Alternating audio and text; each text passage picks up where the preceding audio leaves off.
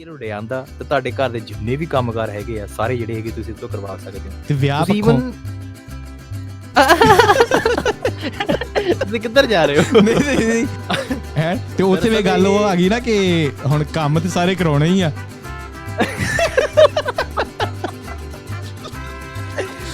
ਭਾਜੀ ਮੈਂ video share ਕਰਨੀ ਯਾਰ। ਸੋ ਬੇਸਿਕਲੀ ਉਹਦੇ ਕਹਿਣ ਦਾ ਮਤਲਬ ਕੀ ਆ ਕਿ ਨਿਊਕਲੀਅਰ ਬੰਬ ਤੋਂ ਵੀ ਜ਼ਿਆਦਾ ਖਤਰਨਾਕ ਅਗਰ ਕੋਈ ਚੀਜ਼ ਹੈਗੀ ਨਾ ਤਾਂ ਅਸੀਂ ਉਹ ਬੀਜ ਦਿੱਤਾ ਹੋਇਆ ਅੱਜ, ਉਹ ਹੈ ਆਰਟੀਫਿਸ਼ੀਅਲ ਇੰਟੈਲੀਜੈਂਸ। ਮਰਨ ਤੋਂ ਬਾਅਦ ਆਪਣੀ ਬੋਡੀ ਤੁਹਾਨੂੰ ਦੇਣਾ ਚਾਹੁੰਦੇ ਆ ਤੇ ਅਸੀਂ ਜਿੰਦਾ ਹੋਣਾ ਚਾਹੁੰਦੇ ਆ ਇੰਨੇ ਸਾਲ ਬਾਅਦ। ਇੱਕ ਤਾਂ ਹਸਬੈਂਡ ਵਾਈਫ ਨੇ ਦੋਨਾਂ ਨੇ ਰਜਿਸਟਰ ਕਰਾਇਆ ਹੋਇਆ ਕਿ ਸਾਨੂੰ ਦੋਨਾਂ ਨੂੰ 250 ਸਾਲ ਬਾਅਦ ਜਿਹੜਾ ਹੈਗਾ ਉਹ ਜਿੰਦਾ ਕੀਤਾ ਜਾਵੇ। ਇਮੇਜਿਨ ਕਰੋ 250 ਸਾਲ ਬਾਅਦ ਉਹ ਦੋਵੇਂ ਉੱਠਦੇ ਨੇ ਤੇ ਹਸਬੈਂਡ ਕਹਿੰਦਾ ਓ ਫੱਕ। ਤੋ AI ਨੇ ਕੀ ਕੀਤਾ, ਇੰਟਰਨੈਟ ਤੇ ਗਈ, ਇੱਕ ਐਡ ਦਿੱਤੀ ਜੌਬ ਦੀ, ਬੰਦਾ ਹਾਇਰ ਕੀਤਾ, ਉਤੋਂ ਉਹ ਟਾਸਕ ਕਰਵਾਇਆ। ਸੋਚੋ ਕਿ ਤੁਹਾਡੇ ਪਾਰਟਨਰ ਨਾਲ ਤੁਹਾਡੀ ਨਹੀਂ ਬਣਦੀ 24 ਕਿ ਨਹੀਂ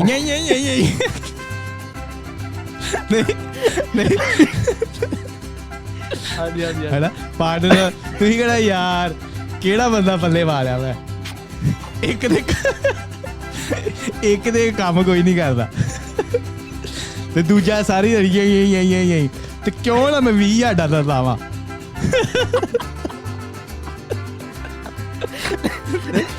ਜੋ ਸੱਚ ਆ, ਜਦੋਂ ਮੈਂ ਕੋਈ ਅੰਗਰੇਜ਼ੀ ਮੂਵੀ ਲਾਣੀ, ਇਹ ਪਤਾ ਨਹੀਂ ਮੈਨੂੰ ਹੀ ਹੁੰਦਾ ਸੀ ਜਾਂ ਕਿਸੇ ਹੋਰ ਨਾਲ ਵੀ ਹੁੰਦਾ ਸੀ, ਜਦੋਂ ਕੋਈ ਮੇਰੇ ਨਾਲ ਕਿਸੇ ਨੇ ਬਹਿ ਜਾਣਾ ਅੰਗਰੇਜ਼ੀ ਮੂਵੀ ਲਾ ਲਈ, ਸਾਰੇ ਕਿਸਿੰਗ ਸੀਨ ਸ਼ੁਰੂ ਹੋ ਜਾਂਦੇ। ਜਦੋਂ ਮੈਂ ਇਕੱਲੇ ਨੇ ਦੇਖਣੀ ਉਦੋਂ ਕੁਛ ਹੋਣਾ, ਮੈਂ ਕਿਹਾ ਯਾਰ ਚੰਗਾ ਵਾ। ਅਗਰ ਸਾਡੀ ਜੌਬ ਦੇ ਉੱਤੇ AI ਨੇ ਹਮਲਾ ਕੀਤਾ, ਜਿਵੇਂ ਕਿ ਹੁਣ ਨੈਕਸਟ ਪਹਿਲਾਂ ਕੰਟੈਂਟ ਰਾਈਟਰ ਦੀ ਜੌਬ ਖਤਮ ਕੀਤੀ, ਫਿਰ ਉਸ ਤੋਂ ਬਾਅਦ ਇਹਨੇ ਥੋੜ੍ਹੀ ਬਹੁਤੀ ਗ੍ਰਾਫਿਕ ਡਿਜ਼ਾਈਨਰਾਂ ਨੂੰ ਹਿਲਾਤਾ ਹੋਇਆ ਆ। ਹੁਣ ਨੈਕਸਟ ਟਾਸਕ ਜਿਹੜਾ ਹੈਗਾ ਵੈਬ ਡਿਜ਼ਾਈਨਰਾਂ ਦੇ ਉੱਤੇ ਹਮਲਾ ਹੈਗਾ ਕਿ ਵੈਬਸਾਈਟਸ ਵਾਸਤੇ ਤੁਹਾਨੂੰ ਕਿਸੇ ਬੰਦੇ ਨੂੰ ਹਾਇਰ ਕਰਨ ਦੀ ਲੋੜ ਨਹੀਂ ਪੈਣੀ। ਤੁਸੀਂ ਬਸ ਇਹਨੂੰ ਜਾਓ, ਦੱਸੋ ਇਹਨੂੰ ਕਿ ਮੈਨੂੰ ਇੱਕ ਵੈਬਸਾਈਟ ਚਾਹੀਦੀ ਆ ਤੇ 5 ਸਕਿੰਟਾਂ ਵਿੱਚ ਤੁਹਾਨੂੰ ਵੈਬਸਾਈਟ ਰੈਡੀ। ਕਿਉਂਕਿ ਜਦੋਂ ਬੱਚਾ ਘਰੇ ਹੁੰਦਾ ਨਾ ਉਹ ਬੜਾ ਊਤ ਹੁੰਦਾ, ਦਾਦਾ ਦਾਦੀ ਕੁਛ ਨਹੀਂ ਕਹਿੰਦੇ, ਮਾਂ ਪਿਓ ਕੁਛ ਨਹੀਂ ਕਹਿੰਦੇ, ਇਹ ਤਾਂ ਬੱਚਾ ਹੈ। ਪਰ ਉਹੀ ਬੱਚਾ ਜਦੋਂ ਸਕੂਲੇ ਜਾਂਦਾ ਨਾ ਉਹ ਲਾਈਨ 'ਚ ਹੋ ਜਾਂਦਾ, ਟੀਚਰਾਂ ਤੋਂ ਨਹੀਂ ਦੂਜੇ ਬੱਚਿਆਂ ਤੋਂ। ਟਾਈਪ ਕਰਤਾ ਤੇ ਇਹ ਡਾਟਾ ਇਹਨੂੰ ਫੀਡ ਕਰ ਦਿੱਤਾ ਅਸੀਂ ਖਾਲਸਾ GPT ਨੂੰ। ਸੋਚ ਕੇ ਦੇਖੋ ਅਗਲੀ ਆਉਣ ਵਾਲੀ ਪੀੜ੍ਹੀ ਵਾਸਤੇ ਕਿੰਨੀ ਵਧੀਆ ਚੀਜ਼ ਬਣ ਜਾਏਗੀ, ਜਿਹਦੇ 'ਚ ਆਉਣ ਵਾਲੇ ਸਮੇਂ ਵਿੱਚ ਨਾ ਧਰਮ ਹੌਲੀ ਹੌਲੀ ਦੀ ਦੇਖਿਆ ਹੋਣਾ ਹੌਲੀ ਘਟਦਾ ਜਾ ਰਿਹਾ, ਰਾਈਟ। ਜਿਵੇਂ ਜਿਵੇਂ ਟੈਕਨੋਲੋਜੀ ਵੱਧਦੀ ਜਾ ਰਹੀ ਹੈ ਧਰਮ ਘਟਦਾ ਜਾ ਰਿਹਾ, ਤੇ ਇਹ ਆਉਣ ਵਾਲੇ ਸਮੇਂ ਵਿੱਚ ਵੀ ਇੱਦਾਂ ਹੀ ਹੋਣਾ ਆ, ਹੌਲੀ। ਠੀਕ ਹੈ, ਤੇ ਥੋੜ੍ਹੀ ਜਿਹੀ ਇੰਟਰੋਡਕਸ਼ਨ ਦਿਓ ਆਪਣੇ ਬਾਰੇ। ਠੀਕ ਹੈ ਜੀ, ਮੇਰਾ ਨਾਮ ਦਲਜੀਤ ਸਿੰਘ ਆ ਤੇ ਮੈਂ ਖਾਲਸਾ ਵੈਬਸਾਈਟ ਡਿਜ਼ਾਈਨਰਸ ਨਾਮ ਦੀ ਕੰਪਨੀ ਚਲਾਉਂਦਾ ਆ, ਜੋ ਕਿ ਵੈਬਸਾਈਟਸ ਬਣਾਉਂਦੀ ਆ। ਪੰਜਾਬ ਦੇ ਵਿੱਚ ਅਗਰ ਤੁਸੀਂ ਗੂਗਲ 'ਤੇ ਸਰਚ ਕਰੋਗੇ ਦ ਬੈਸਟ ਵੈਬਸਾਈਟ ਡਿਜ਼ਾਈਨਰ ਇਨ ਪੰਜਾਬ, ਜਾਂ ਕੁਛ ਵੀ ਲਿਖ ਲਓ ਵੈਬ ਡਿਜ਼ਾਈਨਰ ਪੰਜਾਬ ਜਾਂ ਵੈਬ ਡਿਜ਼ਾਈਨ ਕੰਪਨੀ ਇਨ ਪੰਜਾਬ, ਨੰਬਰ 1 'ਤੇ ਤੁਹਾਡਾ ਭਰਾ ਹੀ ਆਉਂਦਾ ਹੈ ਗੂਗਲ 'ਤੇ। ਸੋ ਕਾਫੀ ਪਿਛਲੇ ਲੰਬੇ ਸਮੇਂ ਤੋਂ ਆਪਾਂ ਹੀ ਨੰਬਰ 1 'ਤੇ ਸਟਿਕ ਹੋਏ ਪਏ ਹਾਂ ਅਤੇ ਵੈਬ ਡਿਜ਼ਾਈਨਿੰਗ ਕਰੀਦੀ ਆ। ਹੋਰ ਬੇਸਿਕਲੀ ਬਸ ਇੰਨਾ ਹੀ ਆ ਆਈ ਥਿੰਕ। ਨਹੀਂ, ਇੱਕ ਨੋਰਮਲ ਬੰਦੇ ਵਾਸਤੇ ਨਾ ਵੈਬ ਡਿਜ਼ਾਈਨਿੰਗ ਮੈਂ ਸੋਚਦਾ ਹੁੰਦਾ ਯਾਰ, ਵੈਬ ਡਿਜ਼ਾਈਨਿੰਗ ਕੀ ਇਹਦੇ ਪਿੱਛੇ ਕਿੰਨੀ ਕੁ ਜ਼ਿਆਦਾ ਕੰਪਲੀਕੇਸ਼ਨਸ ਹੁੰਦੀਆਂ, ਕਿੰਨੀ ਕੁ ਜ਼ਿਆਦਾ ਇੰਟਰਕਸੀਸ ਨੇ, ਕਿੰਨੀ ਕੁ ਜ਼ਿਆਦਾ ਕੋਡਿੰਗ ਹੈ ਜਦੋਂ ਵੈਬ ਡਿਜ਼ਾਈਨਿੰਗ ਦੀ ਗੱਲ ਆਉਂਦੀ ਹੈ। ਬਿਲਕੁਲ, ਬੇਸਿਕਲੀ ਡਿਪੈਂਡ ਕਰਦਾ ਕਿ ਤੁਹਾਡੇ ਇੰਟਰਸਟ ਕਿੱਦਾਂ ਦਾ ਆ। ਅਗਰ ਤੁਸੀਂ ਮਸ਼ੀਨ ਲਰਨਿੰਗ ਸਿੱਖਣਾ ਚਾਹੁੰਦੇ ਹੋ ਜਾਂ ਈਵਨ ਤੁਸੀਂ ਕਾਰ ਰਿਪੇਅਰ ਸਿੱਖਣਾ ਚਾਹੁੰਦੇ ਹੋ, ਅਗਰ ਤੁਹਾਡਾ ਇੰਟਰਸਟ ਨਹੀਂ ਹੈਗਾ ਤੁਸੀਂ ਨਹੀਂ ਸਿੱਖ ਸਕਦੇ। ਬਟ ਅਗਰ ਤੁਹਾਡਾ ਇੰਟਰਸਟ ਹੈਗਾ, ਕਿਵੇਂ ਘੰਟੇ ਬੀਤ ਜਾਂਦੇ ਆ ਉਹ ਪਤਾ ਨਹੀਂ ਲੱਗਦਾ ਹੈਗਾ। ਸੋ ਸੇਮ ਉਹੀ ਚੀਜ਼ ਆ ਕਿ ਮੇਰਾ ਇੰਟਰਸਟ ਇਸ ਚੀਜ਼ ਵਿੱਚ ਸੀਗਾ ਬਚਪਨ ਤੋਂ ਹੀ, ਬਹੁਤ ਜ਼ਿਆਦਾ ਲੈਵਲ 'ਤੇ। ਅਤੇ ਮੈਂ ਤਾਂ ਈਵਨ ਆਸਟ੍ਰੇਲੀਆ ਗਿਆ ਸੀਗਾ, ਤੁਹਾਨੂੰ ਵੀ ਪਤਾ ਆ, 2008 ਦੇ ਵਿੱਚ, ਅਤੇ ਮੈਂ ਉੱਥੇ ਜਾ ਕੇ ਕੁਕਰੀ ਦਾ ਕੋਰਸ ਕੀਤਾ। ਹਾਲਾਂਕਿ ਮੈਨੂੰ ਵੈਬ ਡਿਜ਼ਾਈਨਿੰਗ ਬਾਰੇ ਜਾਂ ਕੁਛ ਨਹੀਂ ਪਤਾ ਸੀਗਾ, ਉੱਥੇ ਜਾ ਕੇ ਜਿਹੜਾ ਹੈਗਾ ਹੌਲੀ ਮੈਨੂੰ ਪਤਾ ਲੱਗੀਆਂ ਚੀਜ਼ਾਂ।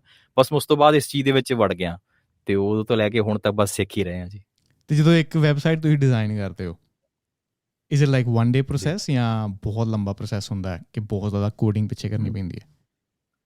ਜਦੋਂ ਸਟਾਰਟਿੰਗ ਕੀਤੀ ਸੀ ਉਸ ਸਮੇਂ ਸਾਨੂੰ 30 ਦਿਨ ਮੈਨੂੰ ਲੱਗ ਜਾਂਦੇ ਹੁੰਦੇ ਸੀ ਇੱਕ ਵੈਬਸਾਈਟ ਨੂੰ ਕੰਪਲੀਟ ਕਰਦਿਆਂ। ਬਟ ਹੁਣ ਜਿਵੇਂ ਮੈਨੂੰ 13-14 ਸਾਲ ਹੋ ਗਏ ਆ ਵੈਬ ਡਿਜ਼ਾਈਨਿੰਗ ਕਰਦਿਆਂ ਨੂੰ, ਅਤੇ ਹੌਲੀ ਮੈਂ ਇੱਕ ਪ੍ਰੋਸੈਸ ਡਿਵੈਲਪ ਕਰ ਲਿਆ ਹੋਇਆ। ਹੁਣ ਮੇਰੇ ਮਾਈਂਡ ਨੂੰ ਪਤਾ ਆ, ਮੇਰੇ ਨਿਊਰੋਨਸ ਨੂੰ, ਵੀ ਹੁਣ ਇਸ ਤੋਂ ਬਾਅਦ ਕੀ ਕਰਨਾ, ਉਸ ਤੋਂ ਬਾਅਦ ਕੀ ਕਰਨਾ। ਮੈਂ ਕਲਾਇੰਟ ਤੋਂ ਪਹਿਲਾਂ ਹੀ ਉਹ ਇਨਫੋਰਮੇਸ਼ਨ ਜਿਹੜੀ ਹੈਗੀ ਉਹ ਲੈ ਲੈਂਦਾ ਆ। ਪਹਿਲਾਂ ਕੀ ਸੀਗਾ ਕਿ ਉਹ ਚੀਜ਼ਾਂ ਕਰਨੀਆਂ ਪੈਂਦੀਆਂ ਸੀ, ਹੌਲੀ ਪਤਾ ਲੱਗਦਾ ਸੀਗਾ ਕਿ ਅੱਛਾ ਹੁਣ ਮੈਨੂੰ ਆਹ ਚੀਜ਼ ਚਾਹੀਦੀ, ਫਿਰ ਕਲਾਇੰਟ ਨੂੰ ਕਾਂਟੈਕਟ ਕਰੀਦਾ ਸੀ। ਕਈ ਵਾਰੀ ਕਲਾਇੰਟ ਜਿਹੜਾ ਹੈਗਾ ਹਫ਼ਤੇ ਬਾਅਦ ਰਿਪਲਾਈ ਦਿੰਦਾ ਸੀਗਾ, ਜਾਂ ਕਈ ਵਾਰੀ ਲਾਈਕ ਕਾਫੀ ਟਾਈਮ ਲੱਗ ਜਾਂਦਾ ਸੀਗਾ। ਬਟ ਹੁਣ ਕੀ ਆ ਕਿ ਉਹ ਜਿਹੜੀਆਂ ਚੀਜ਼ਾਂ ਮੈਨੂੰ ਚਾਹੀਦੀਆਂ ਨੇ ਉਹ ਪਹਿਲਾਂ ਹੀ ਮੈਂ ਇੱਕ ਪੈਟਰਨ ਤਿਆਰ ਕਰਕੇ ਰੱਖਿਆ ਹੋਇਆ, ਮੈਂ ਕਲਾਇੰਟ ਨੂੰ ਭੇਜਦਾ ਆ, ਉਹ ਮੈਨੂੰ ਇਨਫੋਰਮੇਸ਼ਨ ਭੇਜ ਦਿੰਦਾ ਆ। ਕਈ ਵਾਰੀ ਤਾਂ ਵੈਬਸਾਈਟ ਜਿਹੜੀਆਂ ਹੈਗੀਆਂ 6 ਦਿਨ 'ਚ ਵੀ ਹੋ ਜਾਂਦੀਆਂ। ਅਸੀਂ ਕਈ ਵਾਰੀ ਚੈਲੰਜਿਸ ਲਏ ਆ ਅਤੇ ਇੱਕ ਦਿਨ 'ਚ ਵੀ ਕੰਪਲੀਟ ਕਰਕੇ ਦਿੱਤੀਆਂ ਨੇ ਵੈਬਸਾਈਟਸ। ਜਿਹਦੇ ਵਿੱਚ ਜਿੱਦਾਂ ਇਮੀਗ੍ਰੇਸ਼ਨ ਰਿਲੇਟਡ ਕਿਸੇ ਦਾ ਕੋਈ ਕੰਮ ਹੋ ਗਿਆ ਇੱਦਾਂ ਦਾ ਵੀ ਭਾਈ ਵੈਬਸਾਈਟ ਚਾਹੀਦੀ ਖੜੇ ਪੈਰੀ, ਤਾਂ ਫਿਰ ਉਹ ਨਾ ਰਾਤ ਨੂੰ ਸੌਂ ਕੇ ਵੈਬਸਾਈਟ ਉਹਨਾਂ ਨੂੰ ਕੰਪਲੀਟ ਕਰਕੇ ਅਗਲੇ ਦਿਨ ਪ੍ਰੋਵਾਈਡ ਕਰ ਦਿੱਤੀ। ਸੋ ਇਸ ਤਰ੍ਹਾਂ ਦੇ ਵੀ ਅਸੀਂ ਕੀਤੇ ਹੋਏ ਆ। ਸੋ ਬੇਸਿਕਲੀ 21 ਡੇਜ਼ ਲੱਗਦੇ ਹੈਗੇ ਆ ਅਗਰ ਆਪਾਂ ਚੱਲੀਏ, ਜਿਹਦੇ ਵਿੱਚ ਆਪਣੀਆਂ ਇਮੇਜਸ ਵੀ ਹਾਈ ਡੈਫੀਨੇਸ਼ਨ ਵਧੀਆ ਤਰੀਕੇ ਨਾਲ ਆਪਟੀਮਾਈਜ਼ਡ ਹੋ ਕੇ ਆਪਾਂ ਪਾਈਏ, ਵੈਬਸਾਈਟ ਦੀ ਸਪੀਡ ਵੀ ਵਧੀਆ ਹੋਵੇ, ਵੈਬਸਾਈਟ ਦੀ ਸਿਕਿਉਰਿਟੀ ਵੀ ਹੋਵੇ, ਵੈਬਸਾਈਟ ਦੀ ਲੁੱਕ ਜਿਹੜੀ ਹੈਗੀ ਉਹ ਵੀ ਸੋਹਣੀ ਹੋਵੇ, ਹੈ ਨਾ। ਉਹ ਸਭ ਚੀਜ਼ਾਂ ਉਹਦੇ 'ਚ ਹੋਣ ਜੋ ਇੱਕ ਵੈਬਸਾਈਟ ਚਾਹੀਦੀਆਂ ਨੇ, 21 ਦਿਨ ਲੱਗ ਜਾਂਦੇ ਨੇ। ਤੇ ਕਿੱਦਾਂ ਸਾਰੀਆਂ ਬਿਜ਼ਨਸ ਰਿਲੇਟਡ ਹੀ ਵੈਬਸਾਈਟ ਹੁੰਦੀਆਂ ਜਾਂ ਕੋਈ ਫਨ ਸ਼ਨ ਵਾਸਤੇ ਵੀ ਵੈਬਸਾਈਟ ਬਣਵਾਉਂਦਾ? ਬੇਸਿਕਲੀ ਜ਼ਿਆਦਾਤਰ ਬਿਜ਼ਨਸ ਵਾਲੀਆਂ, ਮੋਸਟ 99% ਸਟਾਰਟਅਪਸ ਜਿਹੜੇ ਆ, ਸਪੈਸ਼ਲੀ ਕੈਨੇਡਾ ਤੋਂ, ਆਸਟ੍ਰੇਲੀਆ ਤੋਂ, ਅਮਰੀਕਾ ਤੋਂ, ਨਿਊਜ਼ੀਲੈਂਡ ਤੋਂ, ਇੰਗਲੈਂਡ ਤੋਂ, ਬਸ ਆਹ 5 ਕੰਟਰੀਆਂ ਨੇ ਜਿੱਥੋਂ ਸਟਾਰਟਅਪਸ ਜ਼ਿਆਦਾ ਹੁੰਦੇ ਆ।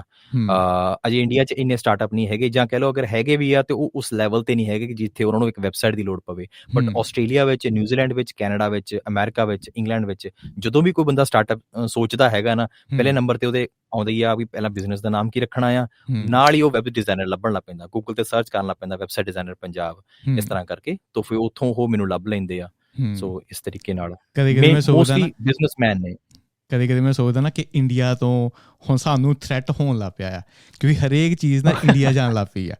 ਠੀਕ ਹੈ ਜੀ, ਮੈਂ ਕੱਲ੍ਹ ਪਰਸੋਂ ਹੀ ਰਿਕਾਰਡ ਕਰਦਾ ਪਿਆ ਸੀ ਪੋਡਕਾਸਟ, ਤੇ ਜਿੱਦਾਂ ਮੋਦੀ ਹੁਣ ਗਿਆ ਅਮਰੀਕਾ ਦੇ ਵਿੱਚ, ਤੇ ਉਹ ਚੀਜ਼ ਮੈਂ ਨਾ ਬੜੀ ਵਧੀਆ ਮੰਨਦਾ ਕਿ ਇੰਡੀਆ ਐਜ਼ ਏ ਮਾਰਕੀਟ ਬੜਾ ਨਾ ਉੱਪਰ ਤੱਕ ਜਾਂਦਾ। ਹੁਣ ਮੈਨੂੰ ਨਾ ਕਲਿੱਪ ਚਾਹੀਦੇ ਸੀਗੇ ਆਪਣੀ ਵੀਡੀਓਜ਼ ਵਾਸਤੇ, ਤੇ ਮੈਂ ਇੰਡੀਆ ਹੀ ਮਾਰਕੀਟ ਦੇਖੀ ਜਿਹੜੀ ਬਹੁਤ ਜ਼ਿਆਦਾ ਐਕਸਪੈਂਸਿਵ ਵੀ ਨਹੀਂ ਹੈਗੀ, ਠੀਕ ਹੈ, ਤੇ ਬਹੁਤ ਜ਼ਿਆਦਾ ਉੱਥੇ ਕੀਨ ਲੋਕ ਬੈਠੇ ਹੋਏ ਨੇ ਜੋ ਕੰਮ ਕਰਨ ਲਈ ਰੈਡੀ ਨੇ, ਠੀਕ ਹੈ। ਭਾਵੇਂ ਮੈਂ ਹਜੇ ਵੀ ਅਫੋਰਡ, ਕਿਉਂਕਿ ਮੇਰਾ ਕਾਕਾ ਵਾਲੀ ਚੈਨਲ ਨਾ ਬਿਲਕੁਲ ਇਹ ਪੈਸੇ ਨਹੀਂ ਕਮਾ ਰਿਹਾ ਬਿਲਕੁਲ, ਠੀਕ ਹੈ। ਤੇ ਜਿਹੜੇ ਵੀ ਮੁੰਡਿਆਂ ਨੂੰ ਪੁੱਛਿਆ, ਅਗਰ ਮੈਂ ਐਜ਼ ਏ ਜੋ ਮੇਰੀ ਇੱਥੇ ਜੋਬ ਆ, ਮੈਂ ਉਸ ਹਿਸਾਬ ਨਾਲ ਦੇਖਾਂ ਤੇ ਬਹੁਤ ਜ਼ਿਆਦਾ ਚੀਪ ਆ ਉਹ ਜਿਹੜਾ ਪ੍ਰਾਈਸ ਸਾਨੂੰ ਮਿਲਦਾ ਪਿਆ ਇੰਡੀਆ ਦੇ ਵਿੱਚੋਂ।